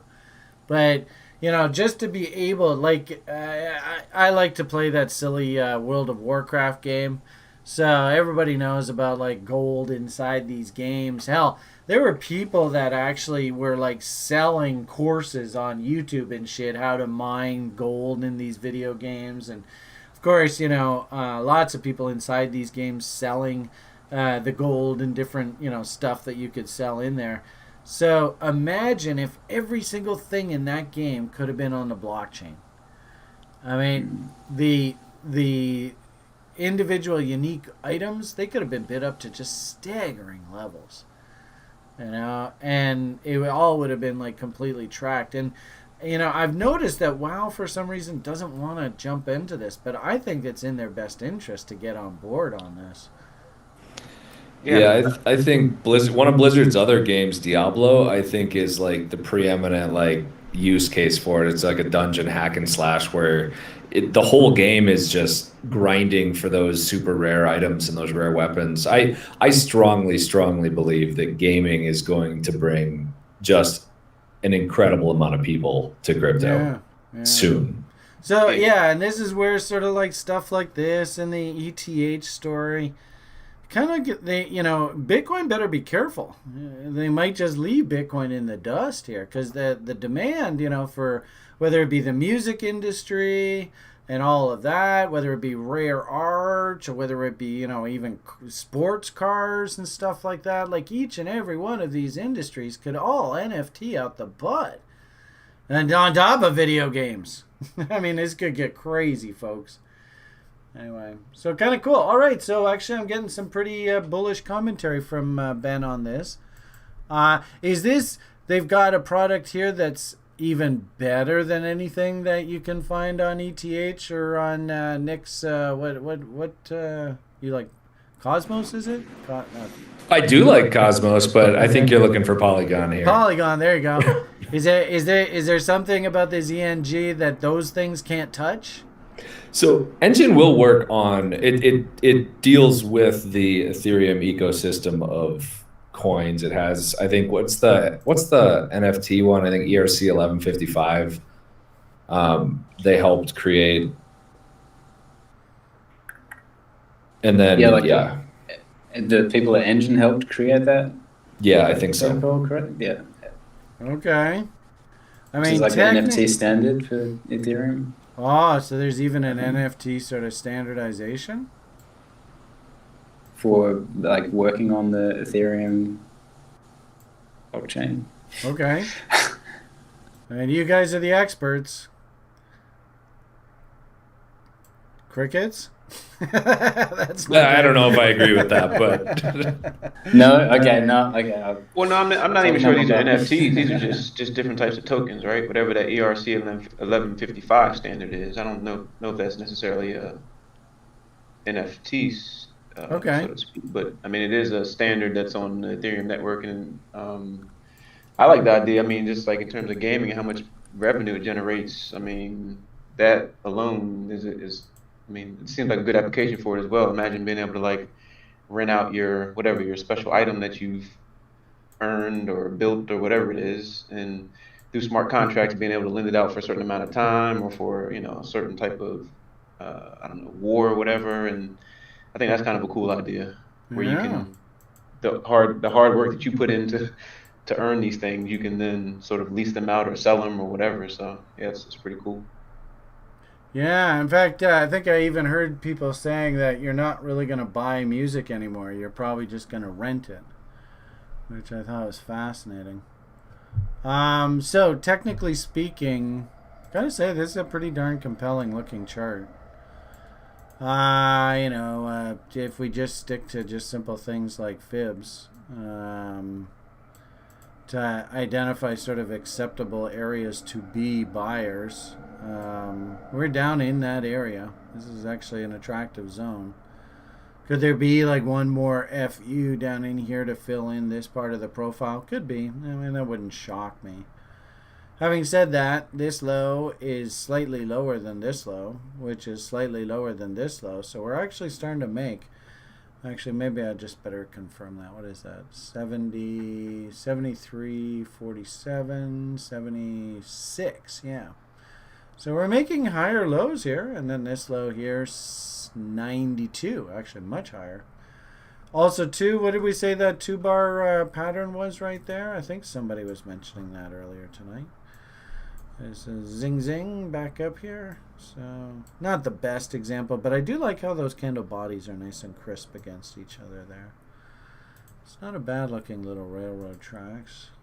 3-bar fractal. That will confirm 113.19. This high here, 113.50. So I think we've actually had a couple of these fractal signals actually confirm. So that's interesting. Really good analogy, Ben. Can you see, or not Ben, beg your pardon, Derek. Can you see, what would we call this pattern here? If we accept above that level there, where should we go about how often, percentage-wise of the time? Let's see if Derek's ready for his final exam. I've asked you this question before, too. Yeah, I didn't think I need to read. This have to do with the volume profile, right? Yes, It does just have that's to do with the right. volume It does profile. have I'm to kind of do giving with the myself some hints here. profile. Yeah, does have to do with the profile. I don't know. I'm not gonna guess. Just help me out. All right, so this yellow part of the profile we call value. All right, so this is value low. And that must mean this is value... Oh, value high, and I think the percentage you're looking for is 80%. There you go. Returns back to value high. So, Mr. Hoagland, one of my favorite futures traders of all time, absolute sweetheart. We had a trade. It was called the 80% play, and it just simply said, and on the site I call it the Hoag 80% play. But basically, it just said, and you can see this fractal would be sort of the market is pointing down. Market fractals, if we go up through this high, then what it's saying is the market wants to go up. And if we accept back into value, we're outside of value and we accept back into value, then 80% of the time we should go up and tag value high. And it's actually a trade setup that a lot of pit traders would trade. And it is a classic trading range setup. Like I heard somebody the other day say, oh, the only time you use technical analysis is to identify trending market. Hello, Mr. Hoagland's like, well, you just took away about half of my book of business. Thank you very much. Actually, most people make a living trading this range back and forth, buying against the bottom end range, selling against the top end range. And this is actually his setup, the 80% trade. So odds are, if this fractal does fire, and you can see that's a big old wick and candle body highs for trade location, you can kind of see everything that I talk about here. And then also, too, if we do a fib going back up top, what's the odds? Oh, gee whiz, look at that, there's 78.6, blah, blah, blah, blah, blah. So the point here is just that if we accept above and back into value, into this yellow, it's about good to 80% of the time we're going to rally back up and tag that high. And of course, could we possibly go and fire just the biggest W here? Boom! Right? And then the irony of it all, right, is this point right here. This is where you're, the only time you use technical analysis identify trend. So that is actually a signal that, hey, a new trend might be developing. But most pit traders, they're going to be taking partial profits up here because how often do we say that the market's trend versus range? I don't know. Anyone? How often are the market's trend versus range? And actually, this is a good example. Notice all through this, right? Top end of the range, bottom end of the range. Top end of the range, not even great. Bottom end of the range. Top end of the range, bottom end of the range. There's a great example where we spend a good portion of the time range bound. And they say that markets range like 70 to 80% of the time. And they only trend where you get this honking signal and oh boy, here we go trending. That was what happened like here, right? That's this window here. And this only represents this part of the market. That's it. Once this is done, then you see we go back to trading range. Top of the range, bottom of the range, top of the range, bottom end of the range, top end of the range, breakout, false breakout. I'm not trending, I'm actually trapping. Back down to the top end of the range, back down to the bottom of the range, back to the top end of the range, back down to the bottom end of the range. Oh, now I'm going to start trending down. So ironically enough, your trending signal's only there. And then notice, look, right back into that damn range again. I mean, look at that. That's like, this is what kills you about trading is actually the more statistically relevant trade is just simply to watch for the market to return to that mean. Doink, doink, doink, doink, doink. It just keeps coming back to that mean, or basically the range. So that's sort of the same thing that's happening here. I would imagine there's probably about a 70-80% chance that we rally up into this top, but then actually have to roll over and come back down. Now, you really want to know what technical analysis is good for? It's good for making really crazy-ass, ugly-looking charts that nobody can understand. That's what technical analysis is really good for. How can you not understand that chart? I mean, come on. I love that. Somebody was like, I posted a chart that was Bitcoin, had a bazillion lines on it. They're like, there's a typical Beamish TA. Can't understand a fucking clue he's saying. Anyway. All I'm going to say is that the odds are that this thing probably is going to be ranging a little bit longer. And just in the short term, I actually do kind of like the idea that there's a bit of a war going on down here. This isn't a terrible place to actually step in with range strategies. If you're lucky, what's that price there? That's $1. $2 is only a revisit of that high. So you want to know what TA is actually good for? Here you go. Technical analysis. The whole reason you use technical analysis is try and identify these little pockets where, actually if I take a shot here, notice there's already a W here. So if I actually take a shot here, I can let the market itself tell me if I'm right or wrong. I've actually got people that put a bottom in. Remember, institutions put these damn bottoms in the markets, not the public. So somebody's come along here and put a bottom in there, there, and now there. So what this means is, technical analysis. I'm going to use technical analysis to identify when I see these situations so that I actually have a relatively small risk window to identify a sort of trading opportunity. That's what you use technical analysis for, right? You use technical analysis to stop you from chasing and buying up here. Well, that Beamish guy says I really should wait for reload zones. Okay, well, now we're here. Okay, well, that Beamish guy says maybe I should look at indicators to try and see if the indicators are telling you maybe this thing's a little stronger than what price is leading you to believe. Hello, what do we call that, Nick? Bang, bang, bang, bang.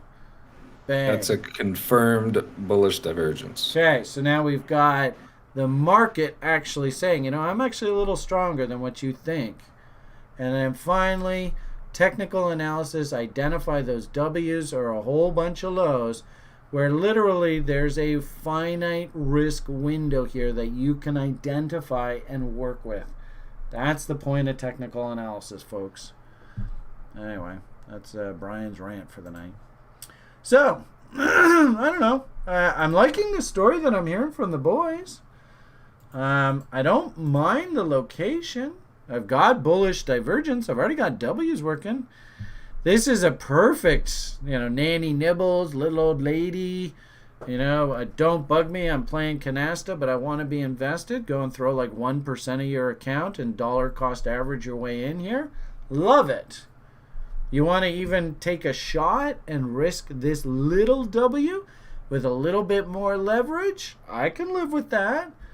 The only problem is if you're going to take that approach and this gets stopped out, don't lose focus. Wait for the next little W and take that next one, and then wait the next one, and then every once in a while, you'll hit one of these. Maybe this is the next W. You hit that, and woohoo, away we go. If anything, again, technical analysis identifies these little windows. And actually, your job as a trader is to make damn sure that you take these kind of risks, but when you're right, you get paid these kind of rewards. And that's actually the sign of a good trader. If you can consistently make sure your average winner is bigger than your average loser. How do you define what your average loser side's going to be? Technical analysis. All right. Well, it sounds like fun. Sure hope you guys enjoyed that. Again, if we're lucky, we'll get done by midnight, but I'm not going to place any bets. Sorry, guys. And if you need to bail because I'm just talking way too much, totally understandable. All right, so I'm going to put that chart, and I'm going to say nice location, div, and structure. This would be a really interesting one to watch. I'm going to actually give this, I'm going to give this, I think, like a plus sign here. What do you guys think? Interesting FA, like the story, first gaming coin. I already have customers. TA, good location. Big on gaming and NFT. Have other gaming NFTs, favorites. That's okay. And Ben, no comment? What do you think?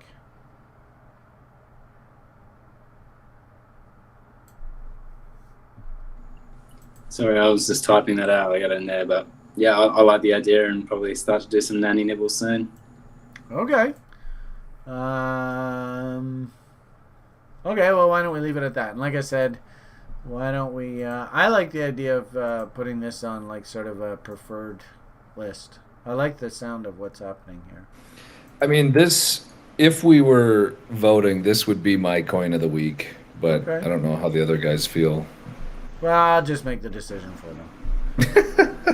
Yeah, I'm with you so far. Yeah, I mean, yeah, based on what we just talked about, I think it's a good choice for the week. Okay, so True USD. Gonna do anything there? Pass It's a stable coin. I don't know how much we need to chat about it. Okay. Near. Who's got a story here? Sure, man. I sure like that ENJ. Jesus, that looks good. Huh, son of a gun. Yeah, I don't know anything about Near. Near, Near. Yeah, I mean it's another proof of stake smart contract platform. As we get down here, when you have there's a few of them tonight between Near, you got Waves, Quantum, like I've found that a lot of these down here haven't done the best job of differentiating themselves as to why they should be moving up towards that top 50, top 25, like others like Avalanche or Solana or Polygon for that matter. Although I don't really count Polygon because it's not really its own true blockchain. But like a lot of these down here aren't really exploding like some of those others that are above them. Well, what I'm seeing here also is that this is like a machine learning platform before it turned into, I guess, a blockchain project. So, I mean, it has all the right buzzwords maybe for being tied to like machine learning and AI. So, I mean, with that, I mean, without doing more research, I mean, that those are sort of future, I guess, applications for it. I mean, I don't think anybody's doing really AI right now, but to the extent where it's really usable. But yeah, that's all I'm saying right now. Yeah, I know everybody. I often see in the sort of stock market shill game that people will say the AI buzzword.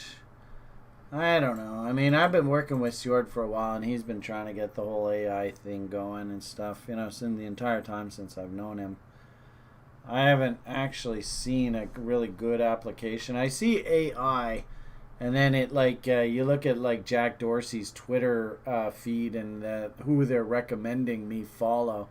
And I made a joke about that. I mean, some of their recommendations that I should follow, they clearly haven't got a fucking clue who I am or what I stand for or anything. But it's their quote-unquote AI algorithms that, frankly, I don't think are really that smart. I don't really buy into this AI bullshit. I'm sorry, everybody. I don't buy into this crap. I think that their algorithms spit out shit and great, wonderful. Yeah, you go and market the shill out of this guy because you think he's going to make the sale. How do you know you're not just making the sale because he was like, hey, you know what? I'm going to scratch the left side of my butt and I'll buy on Facebook. If I scratch the right side of my butt, I buy on Twitter or whatever. Whatever they. I mean, I don't really buy into the whole AI bullshit, but that's just me. I'm also, I'm not overly impressed with the whole machine learning thing either. I mean, I've seen Sjord talk about it, and I've seen them sort of, work through how the quote-unquote machine learning sort of goes through and filters things. I've worked with Sjord for 7 years. Actually, I guess 5 years now. If this thing was so damn impressive, he would have shown me stuff that would have blown me away by now, and I haven't seen anything. So I don't really buy into this whole, I think I've already said that, AI, machine learning. I don't buy into it. But having said that, it sells great subscriptions.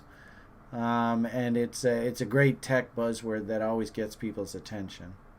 You know what it reminds me of is when I was in Europe in 2018, I was touring around Europe after the 17 bull.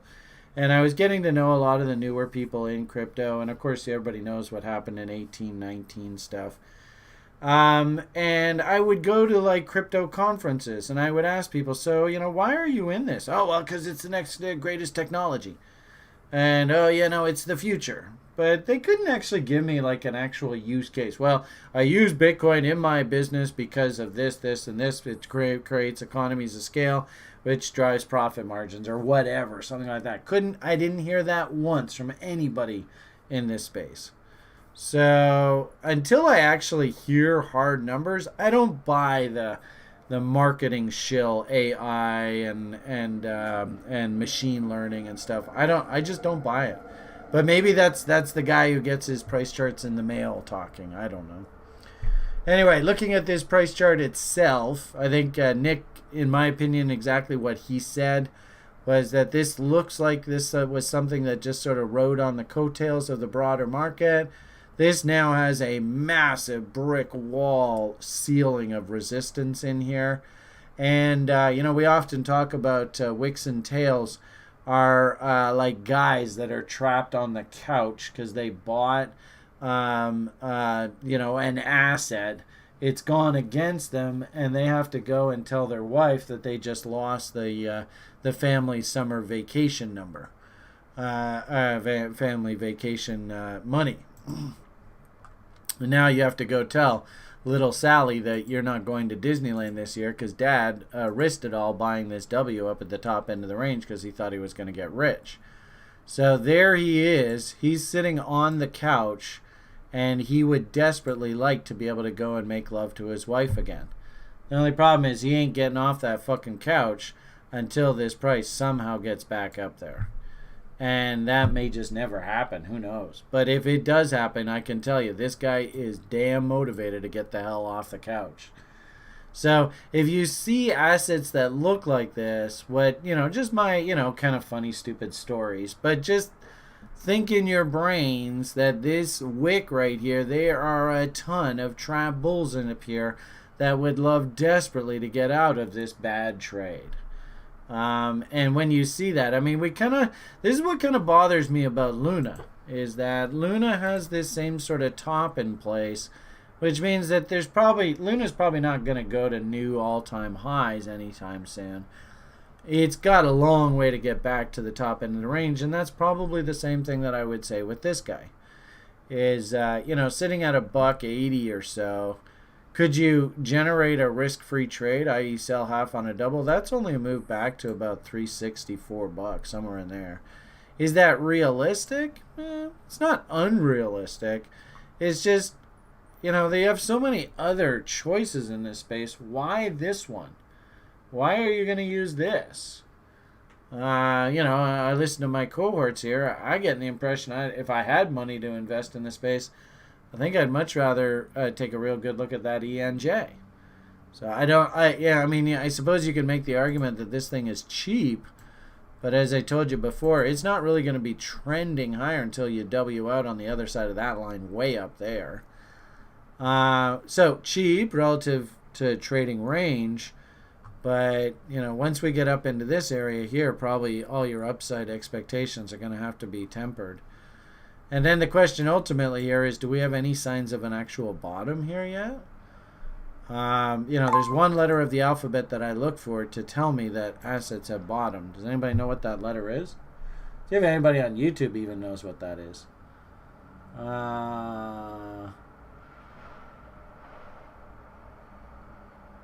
Anyone? Alright, I'm being we gotta keep this thing going forward. Anyway, Just waiting for YouTube. That's all. Yeah, I was too. Nobody. They're all. What are they talking about over there? I guess they're still pissed off at my comments about machine learning.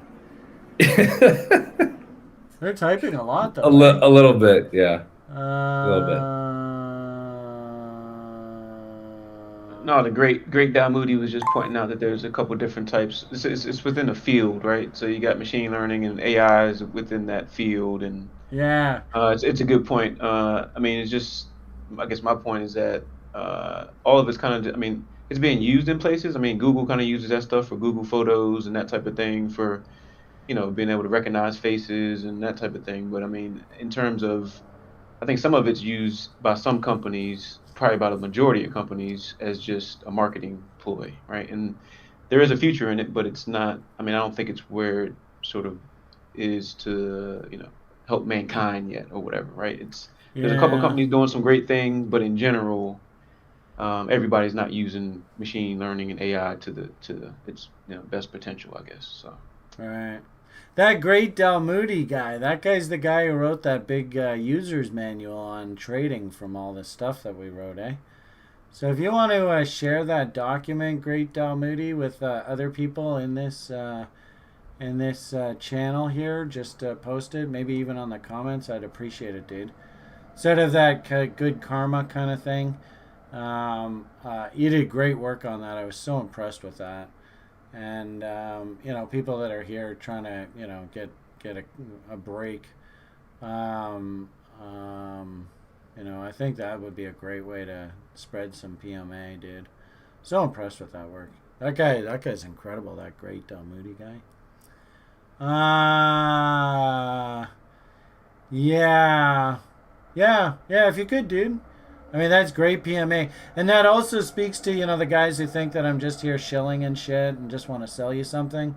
If I have people like you around who do this kind of great stuff, I mean, it's just 1+1=3. It's totally awesome. Okay, so I didn't hear any reason why we wanted to buy this thing. Do we have any fundamental reason why we want to be interested in this? I mean, Felipe in chat did mention that there are a lot of VC backers, which can be good or bad depending on when they got in. If they got in at $1 and they're still waiting to dump when it goes back, I assume they dumped at the top. But there's that. They are newer though, so they could still be building out in the future. It could be a good choice. I don't see a lot of the ecosystem building. It could be out there. I haven't seen it.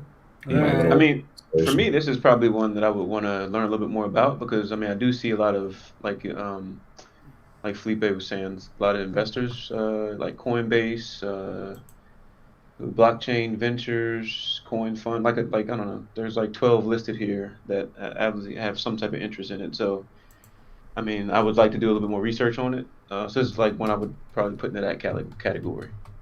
Okay. Yeah, just typing a message to that gentleman. So cool. So actually, I kind of like that, because what I'm hearing is, you know what? Don't be so much of a dick to this project. So, I mean, technically speaking, I don't have any reason to buy other than the fact that it's down at the bottom end of the range. You know, if you're kind of a video game developer, if you kind of want to try and get cheap coins in this thing, then maybe throw yourself on a dollar cost averaging plan. Like, the location's okay. It's just I don't really have any other technical reasons. So that's what I'll say. So location is cheap, but little other reason. Interested in dev story. Interested in learning more about it, says Derek. Nick says not that interested. Lots of competitors. Newer, so we'll see what they build out. All right, makes sense. Team looks good. Interesting. So you actually looked into some of the people that are on the team. Is there anybody in particular, Ben, that jumps out at you that you really like? I think just some of the founders had won some pretty prestigious awards. Yeah, that's cool. Okay, so. Because, actually, it's interesting that you mentioned that, because we used to say when stock pickers, like when I would go talk to a stock picking club, I'd say the easiest way for you to actually make money in this is open up like a trade magazine and look for the companies that have won trade competitions. Best new product, best new scientific this, best new development that. And 9 times out of 10, you research those companies do really well. So it's actually interesting that you like what you're seeing from the actual team themselves, and the fact that you mentioned that competition. I like that. And that's good news, like everybody is, great Moody. Keep working on his user's manual, how to kill the market. That is a very valuable piece of information that everybody can write down. If you want to build a screen and you want that screen to identify names that are probably going to outperform, one of the screening criteria should be, has the company or the coin or the organization won any major awards or competitions? It's a really, really easy way to find tomorrow's winners. They're usually the guys that win, like best software of 2021. I mean, it should just make common sense. So, and actually, I wouldn't mind even doing that more on the site. So, Ben, it sounds to me like maybe we can get you to volunteer to create sort of like top executives within the crypto space that are on the move, that kind of thing. I'd love that kind of stuff from the site. Or not. It's up to you. Yeah, if you want to send me out to do some in-person interviews as well. There you go. Hey, I like it. Actually, that reminds me of this is what we'll do for Ben. Actually, Shark Toshi, we used to always joke about this. But I don't know what the hell it's called. Saturday Night Live. Roving Reporter. So this with Al Franken. Do you remember that? I don't know if any of you guys are old enough for this. And actually, what's so scary is this guy actually went on to become like an actual U.S. senator. Like he was my senator from Minnesota before I moved to Albuquerque. So, Ben, if you don't mind, I'm gonna outfit you with one of these, but it won't be NBC. It'll be TRI. Love it. A roving reporter. Anyway. Yeah, there he is as the senator. So yeah, and oh man, that story sure ended badly. I don't know. Oh well, it's too bad. Yeah, I always liked him. Okay, moving on. HNT helium. HNT. What do we think about this, boys? Yeah, helium's interesting. I hadn't heard of them before I looked into it this week, but it's a blockchain or token that incentivizes consumers, and I think maybe businesses too, to actually run their own kind of commercial telecommunication hubs. And they announced a couple months ago that they were launching a 5G version of their telecommunications network. So it's essentially like a peer-to-peer decentralized telecommunications hub or network. Wow. Man, that's so beyond my skill set. I don't even know where to even start. So think of like wireless routers that like can peer with each other, and then you can have your own like its own network that people can share. But the interesting part about this is that you can mine helium on those devices as well. Mm-hmm. So, yeah. So the token enables the call? Well, it's almost like you're sharing the network, but the hotspots you're rewarded, I guess, almost like a lot of other protocols where you're rewarded for, allowing people to use your bandwidth. So say you would plug it in at your house, right? And then you would be able to peer with other routers around you and create a network off of that. And then as people use it, or as you pair with these networks and create a larger, like almost like a mesh network of different routers on the Helium network, then you would earn the HNT tokens. It seems like the utility for the token is you can burn the token to be able to get data credits for the network. Okay. So whether it be voice or video or a file or something, you exchange Helium tokens for the ability to move that information around. Yeah, it looks like you can, and it's not even really like exchanging. You're just burning it. You're getting rid of it for a credit, is what it seems. Well, would you any of the three of you take a shot on this now? From a technology or fundamental standpoint, or what? Well, I guess would you use this in your home? Oh, I mean, I actually kind of looked into it, and the reason I didn't go with it at the time was because there was no other wireless routers around me, so I couldn't sort of make a network connection to another router to earn tokens. Yeah, so it's dependent on other people also using the same thing. Yeah, it's kind of like you need a dense sort of, I don't know, network, right? It might be better in the city environment where there's other, folks around you with Helium. Yeah, so or whatever. You got to hit sort of an economy of scale to make this idea work. Right. It did seem like they have a huge number of nodes. They're in like the tens of thousands, like.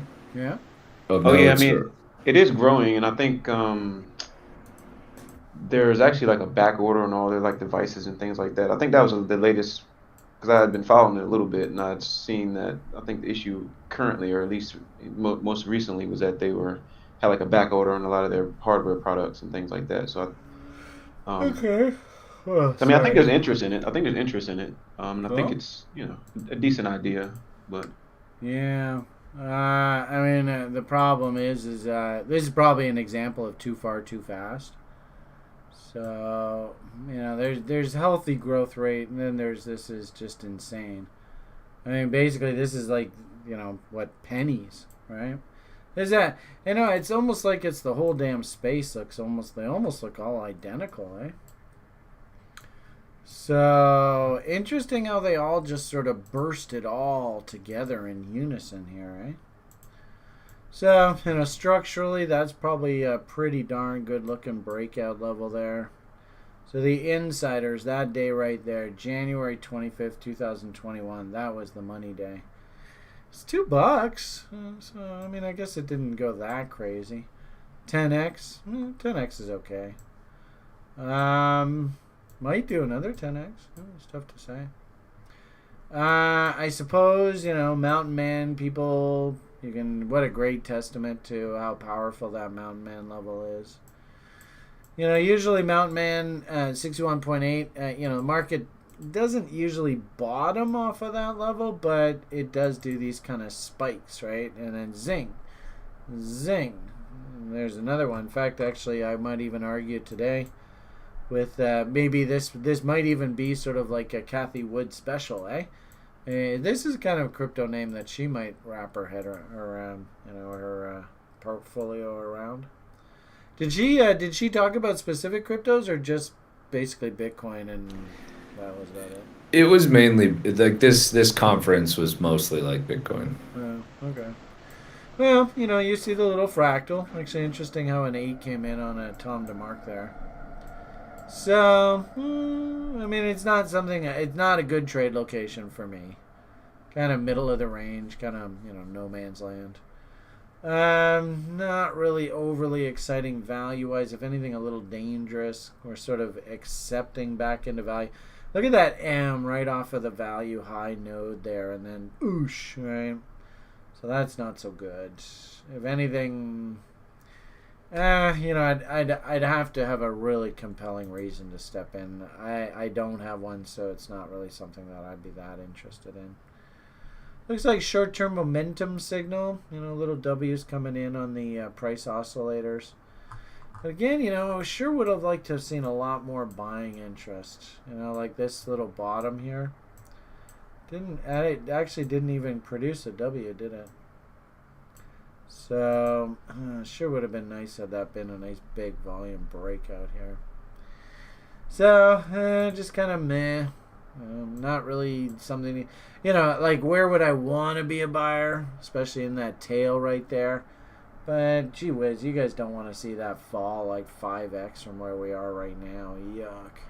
But that's where I'd want to buy it, right down in this area down in here. So, if we're lucky, bulls, people that are long, because we made a new high here, I'd have to go one low, two lows, a third low, and then maybe we got something to work with. So it's still a bit early to get super uber bullish, and I don't like the price up here, so I couldn't buy here. This would be just something that I it might be a good story, but not a good location. It's not setting up for me. So, whoops.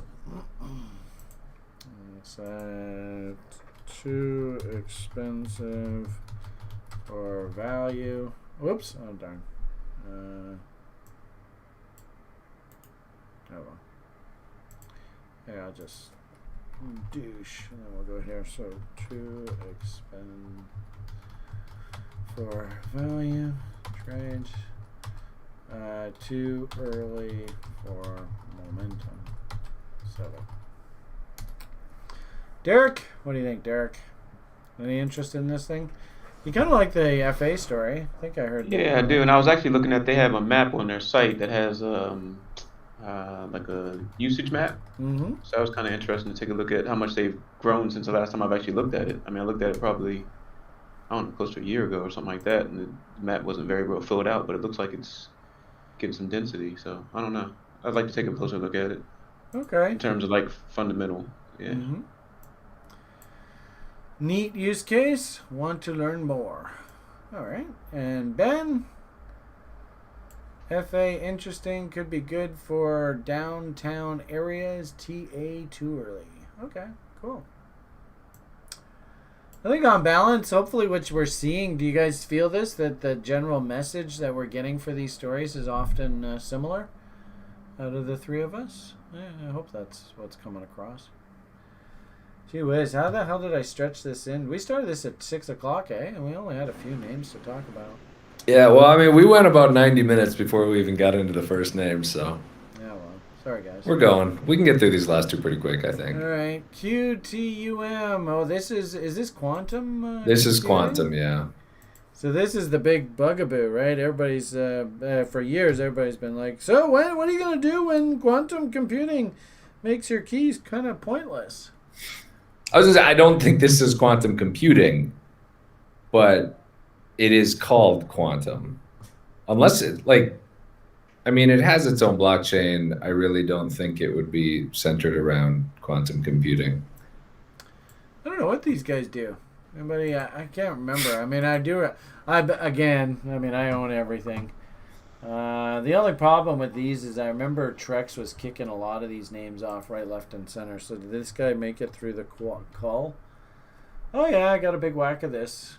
It looks like it's another. I got about $1,000 worth of this piece of shit. So what the hell? I mean, it looks like it's another smart contract platform, but I know it was around. Like you're showing on the chart there, it's been around since 2018, since the last run. So it's a smart contract as well, eh? Oh, yeah. So Yeah, they were trying to do like a blend of like the benefits of Bitcoin and Ethereum. I don't know how well they did that. Okay. Do you know any more, Derek? Or No, Ben? not really. Not other than that. Anything you want to add to this, Ben? No, nothing. Nothing of any value. Okay. It seemed like I said, I remember last go round, the big talk was quantum computing going to make encryption pointless. But I guess that doesn't have anything to do with this thing, eh? Well, it says the founders founded by somebody named Patrick Dye and Neil Mahi, and Jordan Earls. It says prior to founding Quantum, Patrick was a member of the Alibaba team, if that means anything. So I guess he comes from a sort of a background, a big company background, and maybe looks like they have a ton of investors too. So there's probably some money behind it. And that last cycle, I remember, kind of just took off and. Yeah, I mean that's some serious volatility, eh? Yeah. This is the tragedy of investing in venture capital. Ironically enough, man, if you just all you got to do is, and say all you got to do. I mean, nobody's saying this is easy at all. But if you could just, and actually, it's interesting. Look how they pulled an FU on everybody right down in here, into that March dump, right? That COVID dump. I mean, that just broke everybody's hearts. So painful. There's even a really nice looking base trying to form in here, eh? See that? Fascinating. So, what do you make out of this? I suppose the way I would look at this is super insane venture capital. If you can try and get in down at the bottom end of the range, maybe nanny nibble your way in here. Unfortunately, with the way that this looks to me, I don't see any reason why we can't just sort of, if anything, maybe even do a pattern that looks like this. Because, this is still looking very steep. I'd be surprised if this thing started a new bull like this. And if anything, this is kind of interesting analogy of we could actually draw a trend line off of the low to the high. That's actually a valid trend line to watch. So if you want to watch for a W on the other side of that. But also, too, what I notice is this high to that high. So we're going to sort of go from this peak, and we're going to, for the purpose of this conversation, we'll just ignore this peak in here and just ask if the market is interested in this behavior as well, because of that key peak there. I'm not gonna. There's nothing really to get too excited on the bull side. All I will say is we are coming back down into key support. This is ironically enough the area, you had said there's some big players that are long. Ironically enough, if I actually wanted to buy, I would be like, let's take a real good look and see if we can sneak in off of this original structure down in here. So even that, right? That's 3.25 right now at 530. There's still a hell of a lot of risk in this. So, terrible. And the thing is that this is a V top. So we always say V tops have to be tested. So at some point down the road, I would actually expect this top to be tested.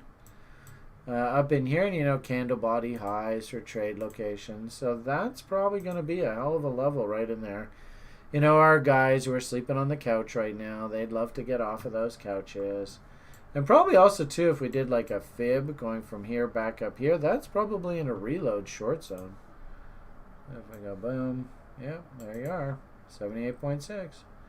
So, if I was long this and I was like, man, I want to get out at a half decent price, that's up here. There's not really any buy signal. What I would say is actually, what do we call this process when we do up all these lines here, Derek? See if he even remembers. Your exam's coming up in 2 or 3 weeks. that was like week 1 or 2. That was so it doesn't mean any difference. I hit you with value bombs right out of the gate, day 1. You're creating like I guess pockets of like value, like yeah. I mean, this is a concept called horizontal support and resistance. And what I like to call this, because what you really should do is you should draw a line off of every single one of these points. And on all time frames too, right? And if you can do different time frames, do like different thicknesses, do different colors or time frames. This is actually a strategy that a lot of currency traders like to use, horizontal support and resistance. But what we call it is tricking out your charts. And you're just going to simply use this. You should look at this chart and go, well, gee whiz, I think there's some traffic down in here.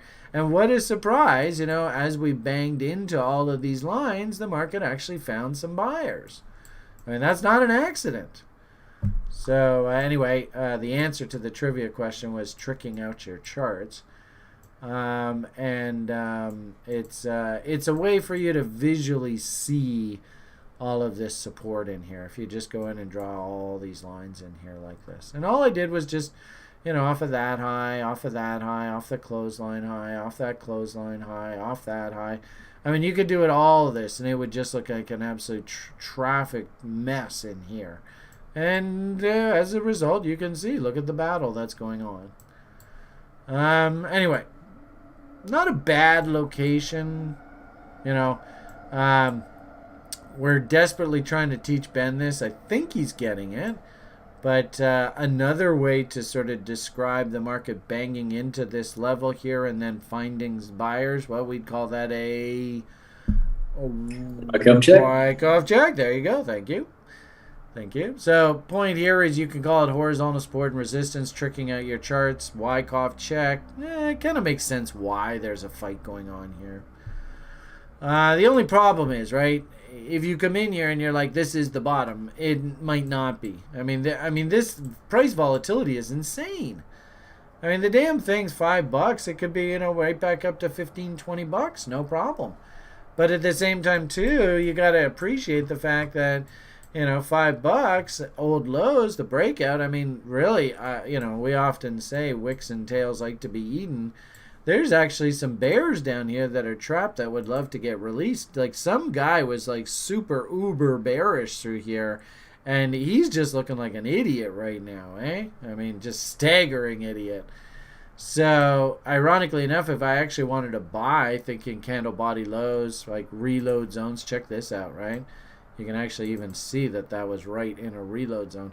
That's the place to be a buyer. What is that? It's $2. So you could buy it here, and it has to come all the way down here, and you're like, what the fuck, Beamish? You're killing me here. That's over like a 50% drop in price still. So as a result, it is dangerous. Dangerous. My hunch is this thing kind of like what you see through here. I mean, look how long this period was, right? That's like 2-3 years. I wouldn't be surprised if this thing actually just sort of drifts like this. And I don't know whether these are the lows. They might not be. So, location, okay. Nanny nibbles, okay. That's about as far as I could take it. So, I don't know whether you actually 88.6, right? That's like Kavark, a leper Kavark. I think we have the leper Kavark set up on the site, but that's what that is there. But that explicitly implies that you have to risk all the way down to these lows. That's a hell of a lot of risk, folks. So don't go betting the farm on a name like this right here. There's still a lot of risk here. Okay, that's sort of my technical 2 cents. Blah, blah, blah. Did we actually figure out fundamentally why we'd want to own this? I don't think so. I didn't find a reason.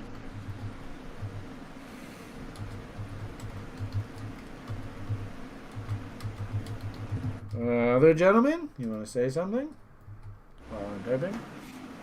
No, I mean, No. you can see my comment to the right was just not interested. Not interested. Last cycle story. Okay. Not interested. Not interested at the moment. We'll wait for a few more indicators and structure. Okay, good. I like the discipline, Ben. All right, and last but not least, here's another coin from last cycle. Hey, Zen. This is one of the Z coins. Remember these funny Z coins? And I think this was one of the only ones that survived. And there's a bunch of these Z coins. Yeah, it actually is a fork of Zcash. I think, Yeah, okay. In the beginning. Yeah. And then it started as a privacy coin and went so to like a platform, and now they're doing like side chains for different. So that offers some scalability and privacy. And I think their goal is to like, I guess, to be able to be chain agnostic, where you can sort of offload different transactions to their side chain and be able to have some privacy there. And I will say that, I mean, they also have nodes, so you can, if you stake Zen, you can have what they call secure nodes, or I don't think it's called a master node. They have another type of node. So one node requires like 42 Zen, and the other one requires like 500 in order to stake them. But I guess you get a percentage of rewards for transactions that are sort of processed by them.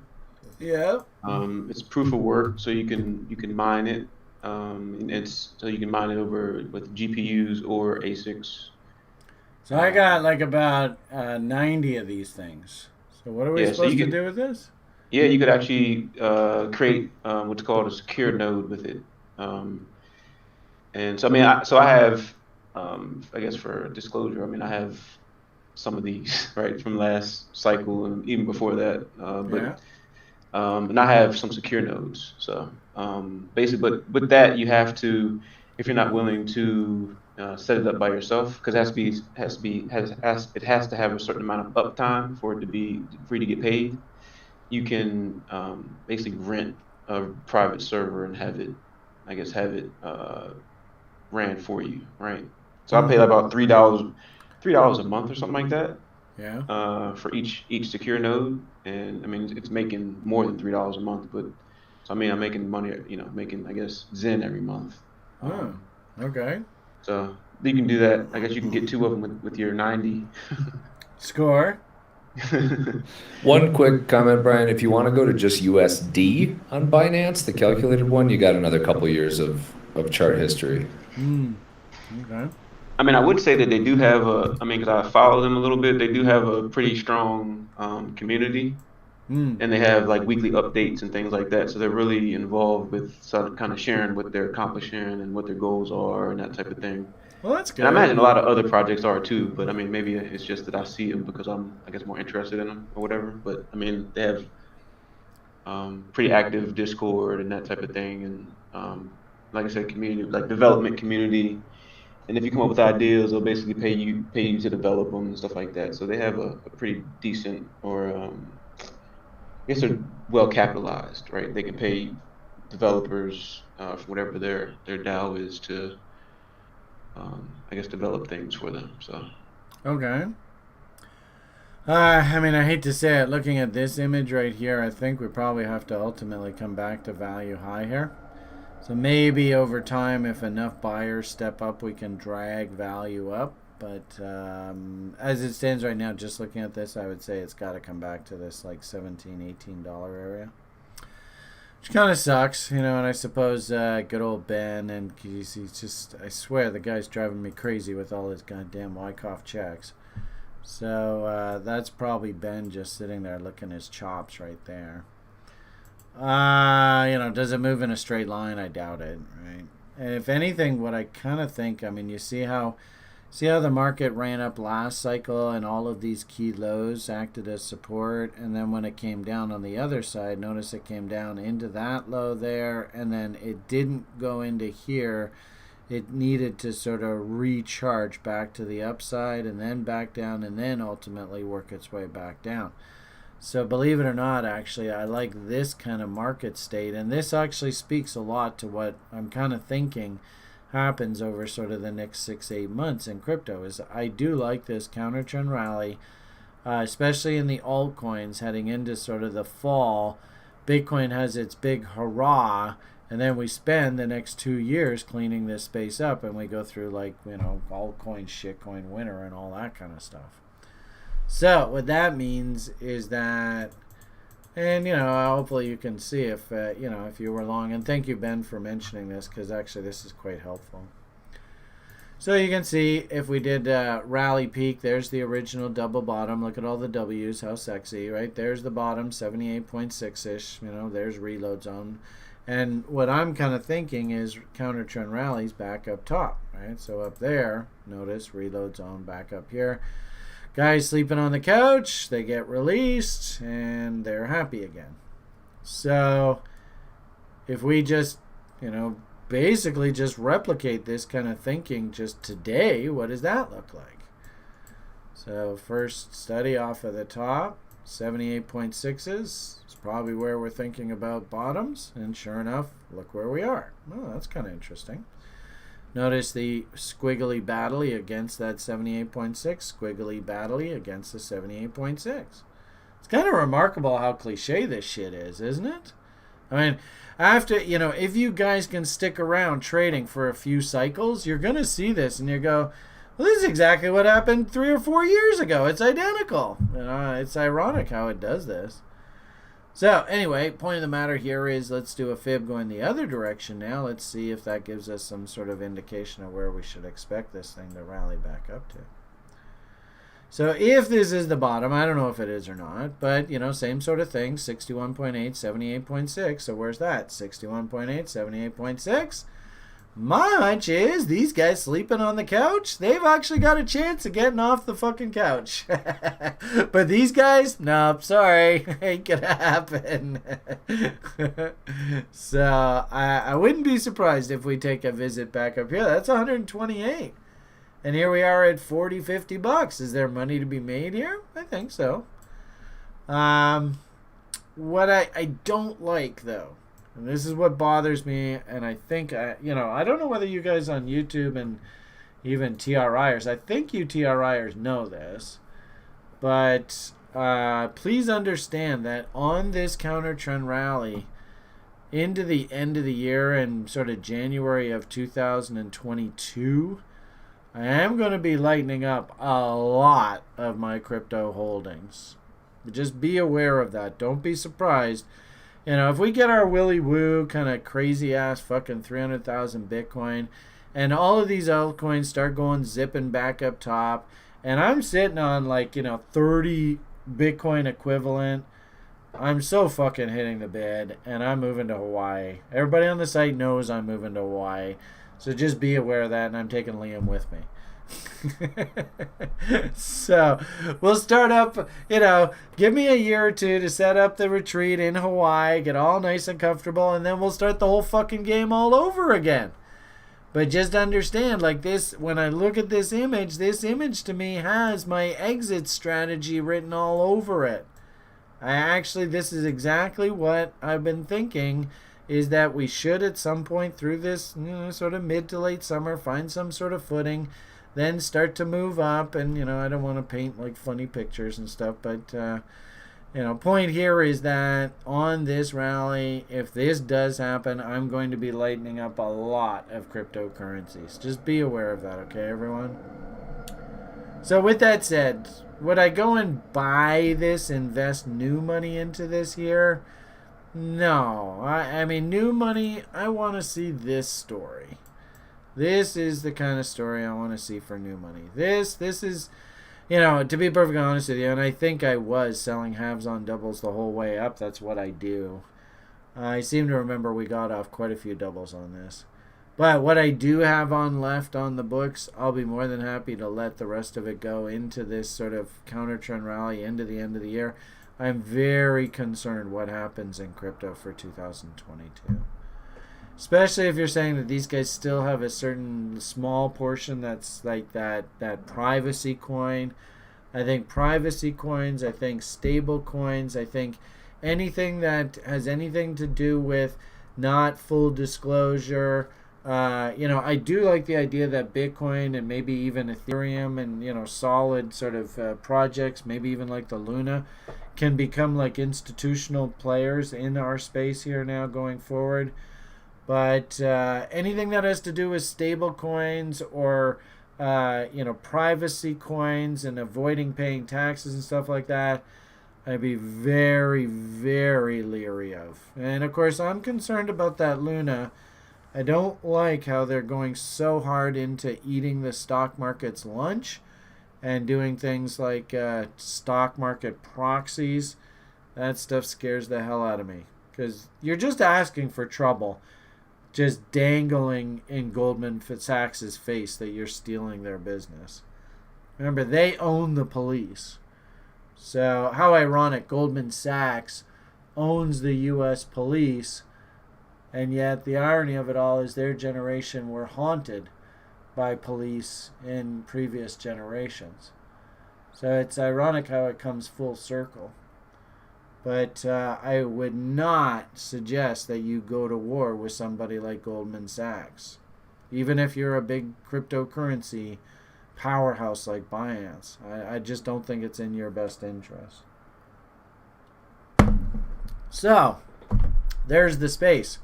The fact that you say privacy coins leads me to believe that I actually would like to try and exit these kind of names on these kind of counter trend rallies up top. And please, heed my warning, everybody. I really, really don't like what I'm hearing for 2022, 2023. I sure hope I'm wrong. But we will see. Only time will tell. Okay, so there's your picture. I'm not even quite sure what the heck I'm trying to say here. I sure hope anybody who looks at this image can understand what it is I'm kind of pointing out here. But long and short of it here, if you are a super Zen enthusiast, I do like the idea of being a buyer down here around value. I don't know whether I really like the idea of buying this here. It kind of feels no man's land-ish. But at the same time, too, I wouldn't be surprised if there's a substantial counter-trend rally that takes us right back up top. And if you can find things like W's and stuff to try and sneak your way in once this market turns, and keep in mind that you can see they did not make this easy at all. In fact, it was just V-bottom straight up, cocksuckers.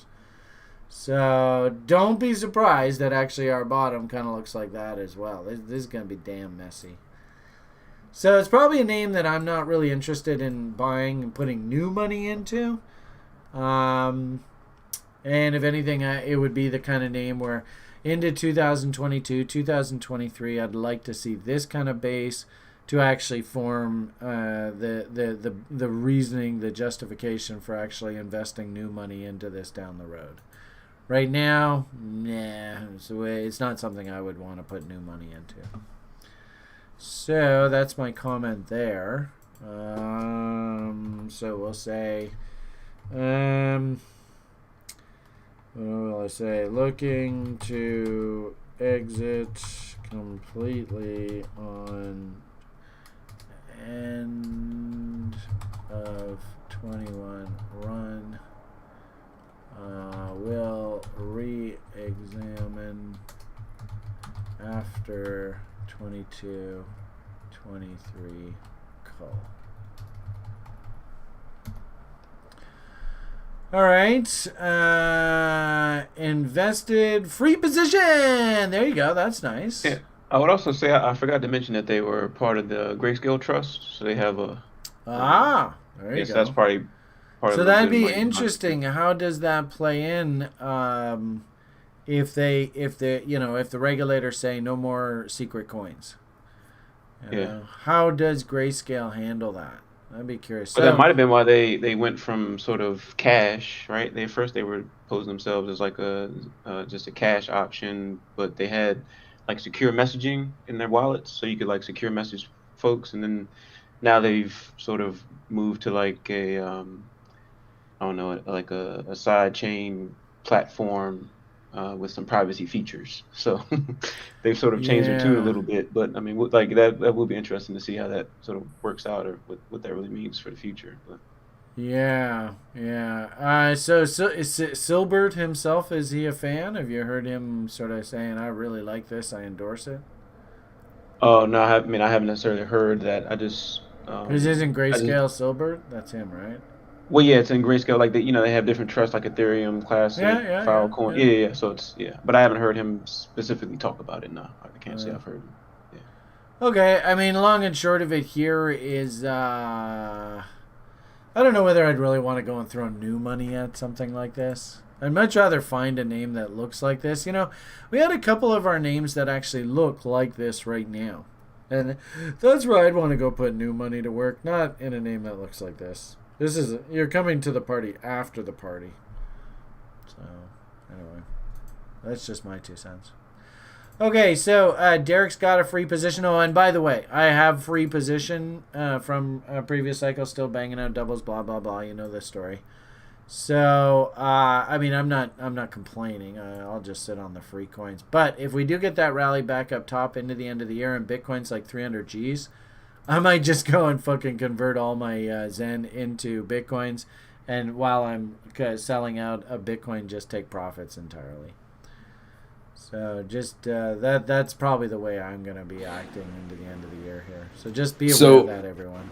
Barry Silbert was tweeting about Zen less than a month ago, saying that he actually said at $60 it's his best trade idea right now. Hopefully that trade idea was a short.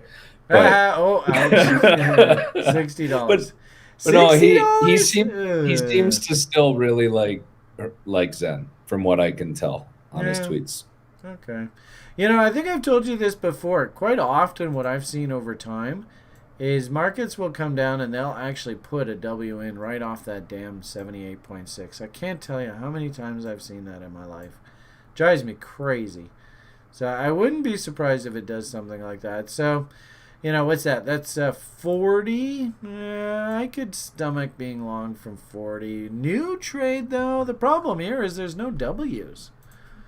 Right? If anything, that's a big M that just came in there, right? We just broke to new lows. Ugh. So I don't know. He said that's a good trade idea. I don't know. You know what this reminds me of is I went and bought some Litecoin recently, trying to bottom fish. Then as soon as I saw it fractal out, I was like, get me the fuck out of here. Just get me out, get me out. And Litecoin did the same thing. It just fell right off a cliff recently. So, I don't know. I mean, it's way too early to quote-unquote call a bottom here. There just isn't one. But interesting that Silbert... Mind you, I don't know, man. I don't know whether Barry's really that great of a market timer. It'd be interesting. Did you guys, any of you guys hear whether he actually closed out, whether they closed out their war on you-know-who? Didn't they say that they were going to short this thing, the Doge and all that? You guys remember that? It sure has come off. I think it was in here, Silbert actually got out, like, openly, brazenly, sort of, I don't know, anti-Allen. I don't know. Do you guys remember that? No? No I comment. seem to remember something about it, but I don't. Anyway, don't that was one remember of what the. it was. I got a little upset at Barry because Barry, he's the last guy in the world to be talking about price pumps and their coins. This is what his coin did. So, what difference is Barry to Alan? I mean, they're basically cut from the same jib. So, did Barry go and give back the money to all the people that bought his coin up top here? Now, I doubt it. You know, so I was a little surprised that Barry kind of laid into Doge, because in essence, his coin did exactly the same thing. So, anyway, that's here nor there. Okay, gentlemen. 3 hours! Jesus, that Beamish, he sure loves the sound of his own voice. I don't know. Do you have some fun tonight? Always. Yeah. Good. Absolutely. I know. Why don't we finish off? Nick, you had a couple comments with regard to a couple of these sort of stable kind of synthetic names. So why don't you finish off with your comments on those, and then we'll call it a night. So I am an enormous Ethereum bull longer term. And so one of my plans is once ETH 2.0 is out to be staking some of it and having a validator node. But I've been reading more about some staking pools that are out there, and Lido is one of them. ST ETH is actually the token you get back that's kind of like a receipt that you've staked ETH with them. I think Lido was started by Crypto Cobain, who's a big name in the crypto scene. Oh, really? Yep, I think he's one of the people who started it. But they're getting, it's really interesting because there's a concept called MEV, which is miner extractable value. And it's essentially when you have Ethereum transactions, you have front runners where if somebody sees something come into the mempool, they can pay a lot of gas and get in front of you I mean, there's various reasons to do that, to get something cheaper, to make you pay more, to sell first, etc. There's sandwich bots, which they will, if you're trying to buy something, they'll buy right before you so that you have to buy a higher price on a DEX, and then they'll sell right after so they can get a little bit of ETH back as part of that sandwich transaction. These are going to be there's going to be ways to order transactions, to pick transactions on ETH 2.0 that can make more money and get better return. And so these pools, so Rocket, what's it called?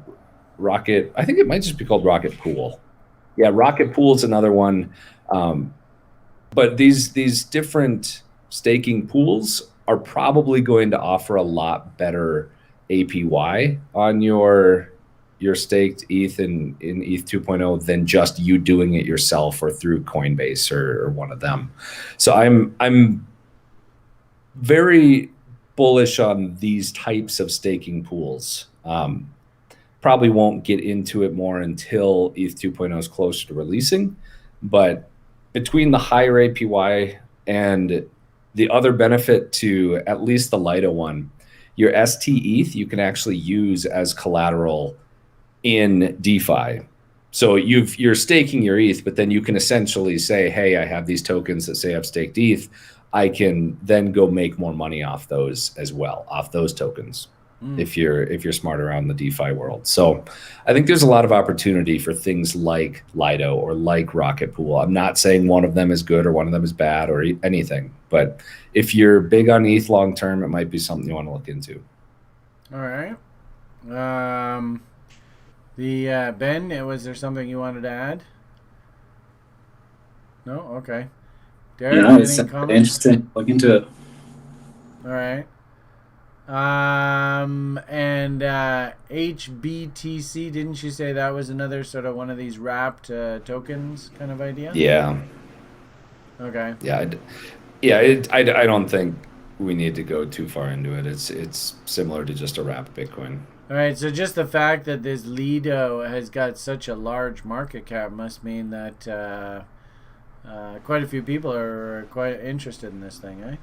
They have an enormous amount. It's like almost 2 billion in staked ETH already into ETH 2.0. And so, I mean, that's a lot of money.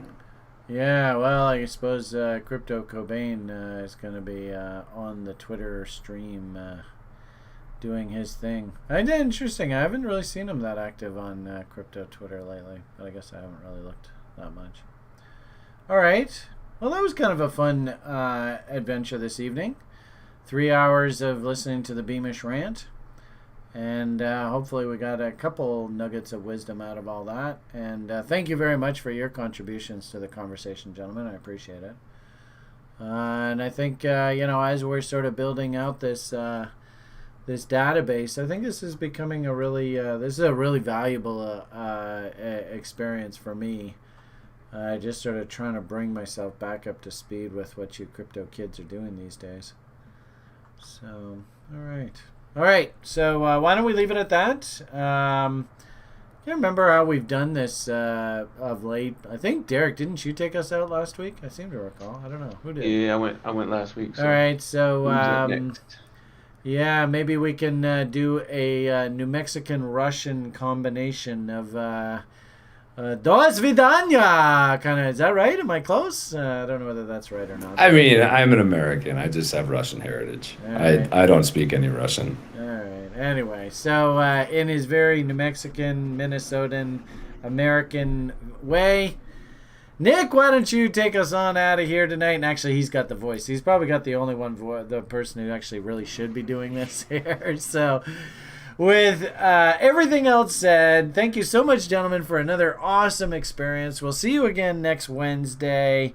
The only thing left for us to say at this point is a great big...